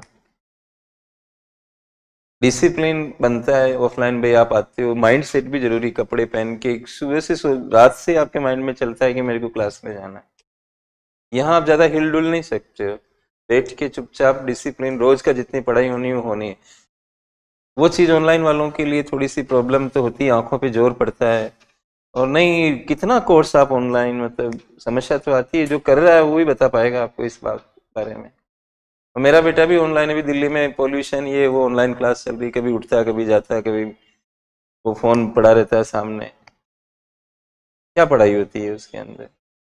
आप पैसा खर्च कर रहे हो, दोनों तरह की कॉस्ट है, सामाजिक कॉस्ट भी है, माँ बाप दूर हैं, आप यहाँ पे बैठे हुए हो, कोई भी चीज हो जाए किसी बच्चे के साथ, वो पेरेंट्स कैसे रहते होंगे आपके बिना? कभी सोचा है आपने कि आपको, उनको क्या तकलीफ है? जो पेरेंट्स बनोगे तभी वो तकलीफ समझ आएगी आपको कि वो क्या कष्ट उठाते हैं, रोज के रोज जीते और मरते हैं हर समय। एक फोन क्या आ जाएगा उनके पास, इसी शंका में जीते हैं वो। मैं तो जब पढ़ रहा था तो कभी घर को नहीं छोड़ा मैंने, 6 किलोमीटर में सड़क से पैदल आता जाता था जब स्कूल कर रहा था। मेरे जितने सहपाठी थे वो सब रूम लेके रहते थे पास के शहर में, जो मेरे गांव से 15 किलोमीटर दूर था। वो बस नहीं थी, वो हमें फिर 3 किलोमीटर एक चौराहे पे जाके फिर बस मिलती थी, वो 15 किलोमीटर की दूरी तय करने के लिए। अब एक बच्चा 15 किलो 30 किलोमीटर चल सकता है स्कूल के दिनों में? तो पढ़ाई कैसे करेगा वो, पैदल कितना चल पाएगा? तो हमारे जितने भी साथ के थे वो सब वहां रहे। लेकिन मैं जानता था कि मेरे माँ बाप मेरे बिना परेशान रहेंगे, और मैं भी ऐसा ही सोच रखता था। तो मैं 3 किलोमीटर एक तरफ जाता, फिर वापस आता, रात में उतरता 8:30 9 बजे। और फिर अकेला बच्चा, क्या वो 9th क्लास में पढ़ रहा है, 10th में, वो क्या उसकी माइंड सेट रहती होगी, जंगल से आ रहा है और ऐसे का। तो भी माता पिता का मन ऐसे करता था कि भाई बच्चा सेफली गाड़ी से उतर जाए, आ जाए, मतलब यही उनके माइंड में। आप आते जाते हो, ट्रैफिक है इतना, ये दिल्ली है, क्राइम यहाँ पे इतना होता है। वो एक लड़का बेचारा राजस्थान का यहाँ पे आया, वो इंटरव्यू की तैयारी करने के लिए या मेंस की तैयारी करने के लिए, और वो फांसी पर उसको कहीं पे लटका के आज दिन तक उसका पता ही नहीं लगा वो किधर गया, क्या उसका कारण बनाना न्यूज आई उसके बाद में कभी भी। एक गरीब किसान का लड़का, मतलब उसको यहाँ गायब भी कर दिया लोगों ने, वो मर गया। ट्राई टू अंडरस्टैंड इट कि कितनी सामाजिक कॉस्ट आप पैदा कर रहे हो, उसके बावजूद हमें बार बार ये कहना पड़ता है। कभी हाथ को यूं यूं करने लग जाते हो, कभी पेन कोई, मैं कहना नहीं चाहता, आप लोगों को इंडिकेट नहीं करना चाहता, अपने मन में समझ जाओ, अच्छी बात नहीं है ये। तो क्योंकि चीजें निकल जाएगी, मैंने कहा बजट के लिए किसी भी फाइनेंस मिनिस्टर को एक चीज बताओ, कीमत बढ़ने पर भी रेवेन्यू बढ़ता है, जैसे जीएसटी लगता है रेट के ऊपर। अगर ये पर्ची 10 रुपए की है और इस पर मतलब 100 रुपए की है और 18% जीएसटी लगता है इसके ऊपर, तो कितना पैसा आएगा गवर्नमेंट को? 18 रुपए। सुनते जाना। अब अगले साल ये पर्चियां 2 हो गई और इनकी रेट भी बढ़ गई। पहले तो 2 होने को देख लेते हैं। पर्चा 2 होगी तो 2 बार जीएसटी आएगी। अगर 100 की मान के चलो 2 हो गई तो अगले साल 36 रुपए आएंगे सरकार को, जबकि पिछले साल कितने आए थे? 18। अच्छा, थोड़ी देर के लिए ये तो उत्पादन से समझाया आपको। अब पर्ची का रेट बढ़ा के देखते हैं। अगर ये पर्ची 200 रुपए की हो जाए तो 18% किस पे लगेगा? 200 पे। रेवेन्यू बढ़ेगी नहीं? बजट के नाम पे आप क्या पढ़ते हो? कुछ नहीं पढ़ते हो आप। जहां सवाल नहीं होता वो पढ़ते हो आप, और वही यूट्यूब पे पढ़ाया जाता है। मैं तो पसंद ही नहीं करता यूट्यूब पे आना। मेरे को कहते हैं तो मैं कहता हूँ टालने की कोशिश करता हूँ। कारण क्या होता है कि मेरे को पसंद ही नहीं आई लाइक, मतलब क्योंकि मुझे पता है कि जो मैं बोलूंगा वो समझ ही नहीं आएगा किसी को, और सवाल तो वहीं पे आएंगे। जोर जोर से बोलना, ये वो फास्ट, ये वाले वीडियोस फेमस होंगे, मुझे पता है ना, मैं जानता हूँ, मैं स्लो बात करता हूँ, मैं टू द पॉइंट बात करता हूँ, मुद्दे की बात उठाता हूँ जो ऊपर से बाउंस करेगी। क्या फायदा है ये बताने के लिए कि इतने 1000 करोड़ का बजट है? ये बजट होता है? महिलाओं पे इतना बढ़ गया, फलाना हो गया, एमएसएमई पे ये हो गया, खेती में ये हो गया, इससे क्या है? तो अखबार में सभी पढ़ रहे हैं, इसे क्लास इसको यूट्यूब पे लेने की कौन सा तुक है? एक पीपीटी लगा दिया, आप बोले जा रहे हो उसका। आपने एक थॉट प्रोसेस क्या बजट में दिया किसी आदमी को? आप 12 लाख की आयकर की छूट कंजप्शन कैसे करके इकोनॉमी को कैसे लिफ्ट करेगी, ये बताओ ना। आप तो ये बता रहे हो कि 12 लाख के इनकम पे छूट है, बस हो गया जी ये, इसमें मिडिल क्लास बहुत खुश होगा, और फलाने स्टेट लोग इसको कैसे जोड़ेंगे? असेंबली इलेक्शन आ रहे हैं बहुत सारी जगह जनता को खुश करने के लिए, और दिल्ली में मिडिल क्लास ज्यादा रहती है, दिल्ली के इलेक्शन है ही। अरे आप, अगर लोकप्रियता की बात होती तो ये वाली पॉलिसी तो लोकसभा इलेक्शन से पहले भी लाई जा सकती थी। उस समय क्यों नहीं 12 लाख रुपए किया था? मैं I am not about any party, और इससे मुझे कोई मतलब नहीं होता, मैं तो वोट ही नहीं देता, आपको सही बताऊं। काफी समय से देना ही बंद कर दिया। वोट देने का मतलब आप किसी को फेवर कर रहे हो, तो क्या करें? हमें कोई समझ ही नहीं आ रहा था हम क्या करें। तो बात ये होती है कि बजट को आप कैसे समझ रहे हो। नॉमिनल ग्रोथ मान रही है मैडम कि 10.1 की नॉमिनल ग्रोथ पे मेरे आंकड़े आधारित है, और आप बात को समझो, 25-26 का बजट है ये, 1 अप्रैल 2025 से लागू होगा। तो आप बजट में बता रहे हो कि हमें इतना टैक्स मिलेगा, तो इसकी गणित क्या है आपके पास, कैसे बताया आपने? तो वो बता रही है कि नॉमिनल जीडीपी इस रेट से बढ़ेगा, तो नॉमिनल जीडीपी बढ़ने से उनकी रेवेन्यू पे इम्पैक्ट आएगा, क्योंकि कीमत बढ़ने से भी रेवेन्यू इम्पैक्ट होता है जो मैंने गणित करके दिखाया, और ग्रोथ से भी रेवेन्यू इम्पैक्ट होता है जो गणित करके दिखाया। आपने कैसे कह दिया कि इतने के हमारी जीएसटी कलेक्शन होगी बिना उत्पादन, क्योंकि जीएसटी लगता है वस्तु सेवा पे, वो कितना बढ़ेगा उस हिसाब से आपकी कलेक्शन बढ़ेगी ना।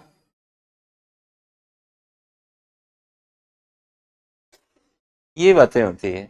तो आप ऐसे नहीं पढ़ोगे तो आपकी पढ़ाई बेकार है। मतलब आप ये पढ़ रहे हो कि जीडीपी क्या होता है। अरे वो तो हमारा टूल है, हमें पढ़ने के लिए चाहिए कि जीडीपी का मतलब समझ लें। कौन पूछने आपको आ रहा है कि भाई अंतिम ही क्यों, राजदूत कार्यालय किस में, ज्यादातर बच्चों का दिमाग इसी में चलता रहता है। फलाना इसमें आएगा कि नहीं आएगा, कि यही घूमते रहते हैं। अरे उससे बाहर निकलो, इकोनॉमिक्स कुछ अलग है।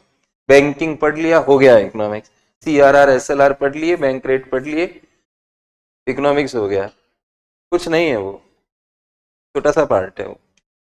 बहुत समग्र है इकोनॉमिक्स। जो आज की हिसाब से जो इकोनॉमिक्स चल रहा है वो सीखो। तो बात कहाँ से शुरू हुई, ये भाषा ऐसी क्यों लिखी मैंने? भाषा को निरपेक्षता से बचाने के लिए। जितना निरपेक्ष लैंग्वेज से आप बचोगे उतना ही आपकी सेहत के लिए अच्छा होगा। तो हम ये लिख देते विशेष, हटा हटा देते, अगर यहाँ पे विशेष हटा देते तो लैंग्वेज क्या बनती? आदि का अनुमान लगाने में इनका कोई महत्व नहीं है, कोई महत्व नहीं है। बहुत बड़ी भाषा है, तो थोड़ा सा कंफर्टेबल बनाने के लिए कोई विशेष महत्व नहीं है। जिसका मतलब हम थोड़ा बहुत मन में कहीं ना कहीं इस बात को स्वीकार कर रहे हैं कि चाहे तो हम इसका भी कुछ सारांश निकाल सकते हैं। लेकिन आपके पास आर्ट होगी तभी निकाल पाओगे, अन्यथा तो नहीं निकाल पाओ। राइट। तो ये, इसमें मेरी आदत क्या है, ये ज्यादा पेज भराने की आदत नहीं है मेरी। मैं, आप चाहे यूट्यूब पे भी सुनोगे, बहुत सारे लोगों ने बोला है कि सर के नोट्स पढ़े, सर का फलाना किया, गंगा सिंह यादव वगैरह बहुत सारे 33rd रैंकर, बहुत सारे लोग बोले। मैं तो कभी मिला भी नहीं उनसे। और इतने से नोट्स बनते हैं और सब इनको यूज करते हैं। इतनी बड़ी इतनी किताबें पढ़ते हैं लेकिन सवाल नहीं आ पाता उस तरह का। तो आपको क्या बोला कि आप लेखन करोगे, साथ में जो मैं एक्स्ट्रा बातें करूंगा वो भी आप ध्यान रखोगे, तब जाके आपको ये बेनिफिशियल लेवल पे आप आ पाओगे। तो हमारे 7 कॉन्सेप्ट हो गए हैं। अब 8वां लिखिए।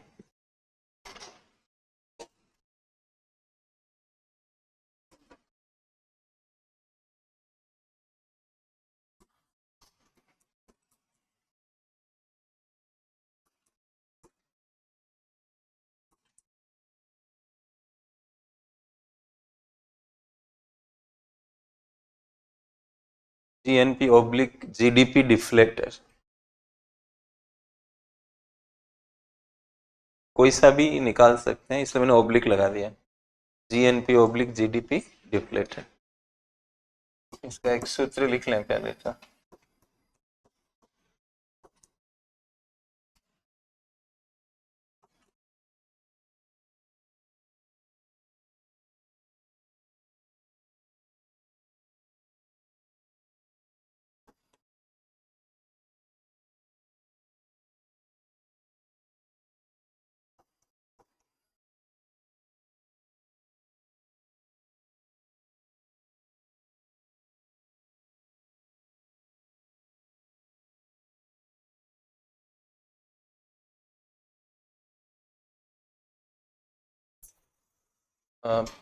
यहाँ से लिखें कभी कभी।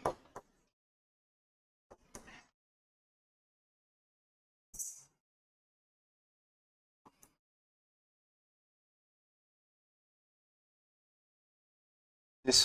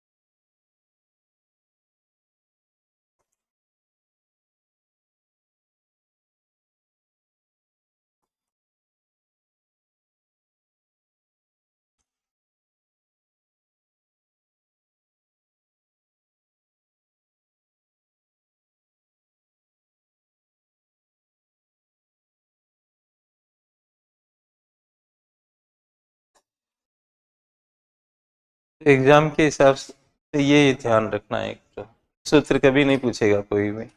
आज दिन तक डिफलेटर पे कोई सवाल नहीं आया, लेकिन नहीं आया इसका मतलब ये नहीं है कि नहीं आएगा। ज्यादातर तो समस्या यही तो है कि लोग पीछे का ही पढ़ते रहते हैं। सवाल यूपीएससी दोहराता थोड़ी है। भाई मुद्रास्फीति पूरी दुनिया का हेडक बन चुका है इस समय। अब मान लो वो आपको कहे कि निम्न का अध्ययन कीजिए, CPI, WPI, GDP, GNP, deflector और सेंसेक्स, चार दे दिए, सेंसेक्स भी होता है। फिर कहा कि उपयुक्त में से कौन मुद्रास्फीति के बारे में संकेत देते हैं। तो आपने सीपीआई, डब्ल्यूपीआई इस तरह के नाम तो सुने ही होंगे, नहीं सुने तो भी क्लास तो होगी ही इन पे। तो सीपीआई एक होता है, कंज्यूमर प्राइस इंडेक्स, डब्ल्यू, ये तो बच्चे सब जानते हैं। ये भी उनको पता लग जाएगा कि सेंसेक्स तो नहीं हो सकता है क्योंकि ये तो शेयर मार्केट से रिलेटेड है।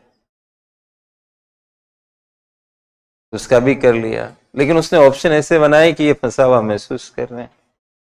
जहां जहां सेंसेक्स आ रहा वो सब ऑप्शन हटा दिए कि भाई सीपीआई, पीपीआई, मतलब डब्ल्यूपीआई आ रहा लेकिन सेंसेक्स भी दे रहा, वो इस तरह से बना रखे ऑप्शन। दो ऑप्शन ऐसे थे जिनमें सेंसेक्स की भी समावेश हो रही थी, आपने बिना सोचे समझे उनको रिजेक्ट कर दिया और आप सही हो। लेकिन आगे नहीं समझ आ पा रहा है कि अभी क्या करें। ये डिफ्लेक्टर कहाँ से आ गया, एक मतलब एक वो भी उसमें है। इतना सा सवाल बनेगा, अगर बनेगा तो ये ध्यान रखना। बता तो मैं दूंगा ही, लिखा रहा हूं तो व्याख्या भी होगी, लेकिन आप कहते हो ना गहराई, वो गहराई समझा रहा हूं कि अगर आपको ये भी ध्यान रह गया कि इससे भी हमें मुद्रास्फीति का पता लगता है तो आपका यूपीएससी का काम हो गया है। कोई आपको वहां डिराइव नहीं करा रहा है, कोई परिभाषा नहीं पूछ रहा है, ऑब्जेक्टिव एग्जाम है। इतना आइडिया कि हाँ ये भी यूज होता है तो उससे भी आपका एक आधा सवाल बनने के चांस बढ़ जाएंगे, क्योंकि वो इनोवेटिव भी होगा। क्योंकि ज्यादातर बच्चे सीपीआई, डब्ल्यूपीआई वगैरह पढ़ते हैं, वो एग्जामिनर चौंकाने के लिए क्या करेगा, एक डिफ्लेटर डाल देगा बीच में।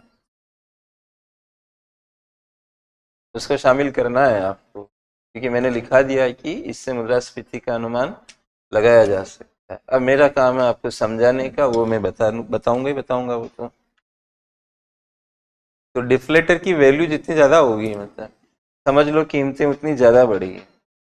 जैसे एक सूत्र तो इस तरह का बनता है कि 100 से गुणा कर देते हैं, नॉर्मल भी होता है जैसे कि ऊपर है, गुणा करके मैग्नीफाई करते हो आप।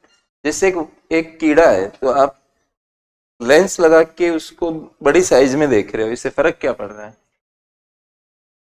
वैल्यूज बहुत छोटी होती है तो उनको बड़ा करके देख रहे हो, 100 से गुणा करके, और आप कर क्या रहे हो, मतलब अगर दो डिफ्लेटर की वैल्यू को कंपेयर करोगे तो दोनों 100 से गुणा वाली होनी चाहिए। फिर 3 को कर रहे हो तो तीनों वैसी होनी चाहिए। अगर 100 से गुणा नहीं कर रहे हो तो जो पॉइंट्स आएंगे उनको कंपेयर करो। तो अगर इसमें ये वाले के अंदर ये वाला ले रहा हूँ, 100 से गुणा नहीं कर रहे, इस ये नॉमिनल जीएनपी, जीडीपी किसी भी साल का नॉमिनल और उसी साल का रियल लेना है आपको। एग्जाम्पल अगर हम ऐसे बोल रहा हूँ 24-25 की बात करें, ठीक है, इसका नॉमिनल बनाएंगे, मतलब इसका ऐसे चलेगा। ये डिफ्लेटर पे जाएंगे तो नॉमिनल ऊपर रखना होगा, तो क्वांटिटी जो होगी वो 24-25 की होगी। जिस साल की जीडीपी निकाल रहे हो उसी साल की क्वांटिटी होगी कि नहीं होगी, इनटू कीमतें, कीमतों को प्राइस कहते हैं। ये कौन से साल की होगी नॉमिनल के लिए, इसी साल की करंट प्राइस पे निकलेगा ना नॉमिनल। तो यहाँ 25 की मान, ये तो नॉमिनल निकल जाएगा इस साल का, डिवाइड करोगे इसी साल का रियल, तो रियल निकालने पे क्वांटिटी तो उसी साल की रहेगी 24-25 की, फर्क तो कीमतों का ही होता है ना, इनटू प्राइस होगी 11-12 की।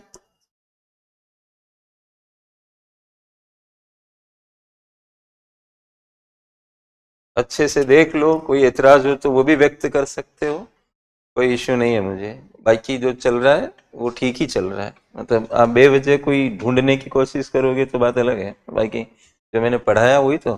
24-25 की नॉमिनल जीडीपी जीएनपी जो भी है, क्वांटिटी 24-25 की तो होगी होगी, क्योंकि उसी उसी साल की उत्पादन बता रहे हो, कीमत भी उसी साल की होगी, और रियल भी इसी साल का निकाल रहे हो तो उत्पादन तो इसी साल का लोगे, लेकिन कीमतें बेस ईयर की लोगे, वो 11-12। अगर इसका मान 1.2 आता है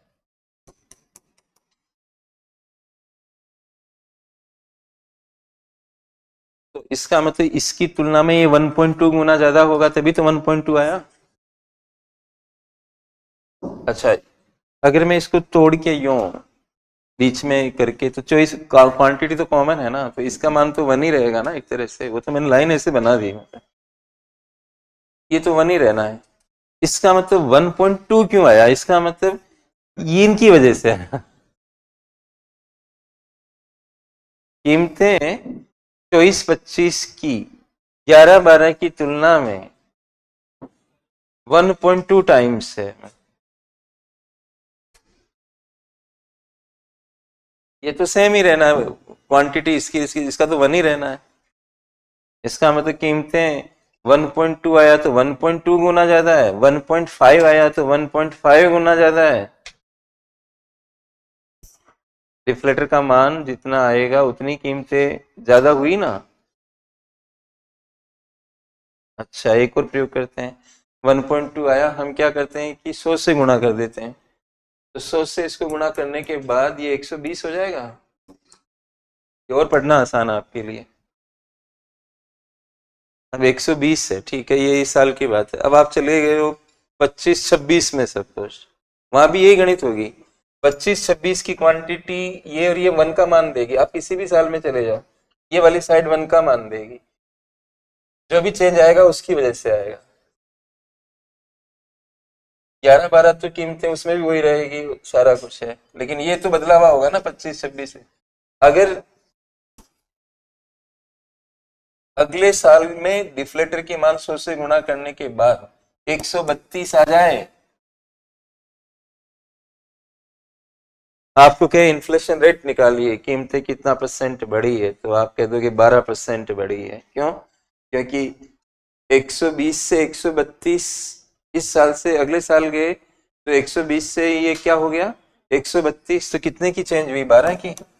और कितने पर हुई, 120 पे कितना निकला, 10% इन्फ्लेशन। हाँ, अगर इस साल की कीमतें अगले साल रहती तो क्या डिफ्लेटर का मान 120 से 132 होता? नहीं होता, 120 पे ही रहता।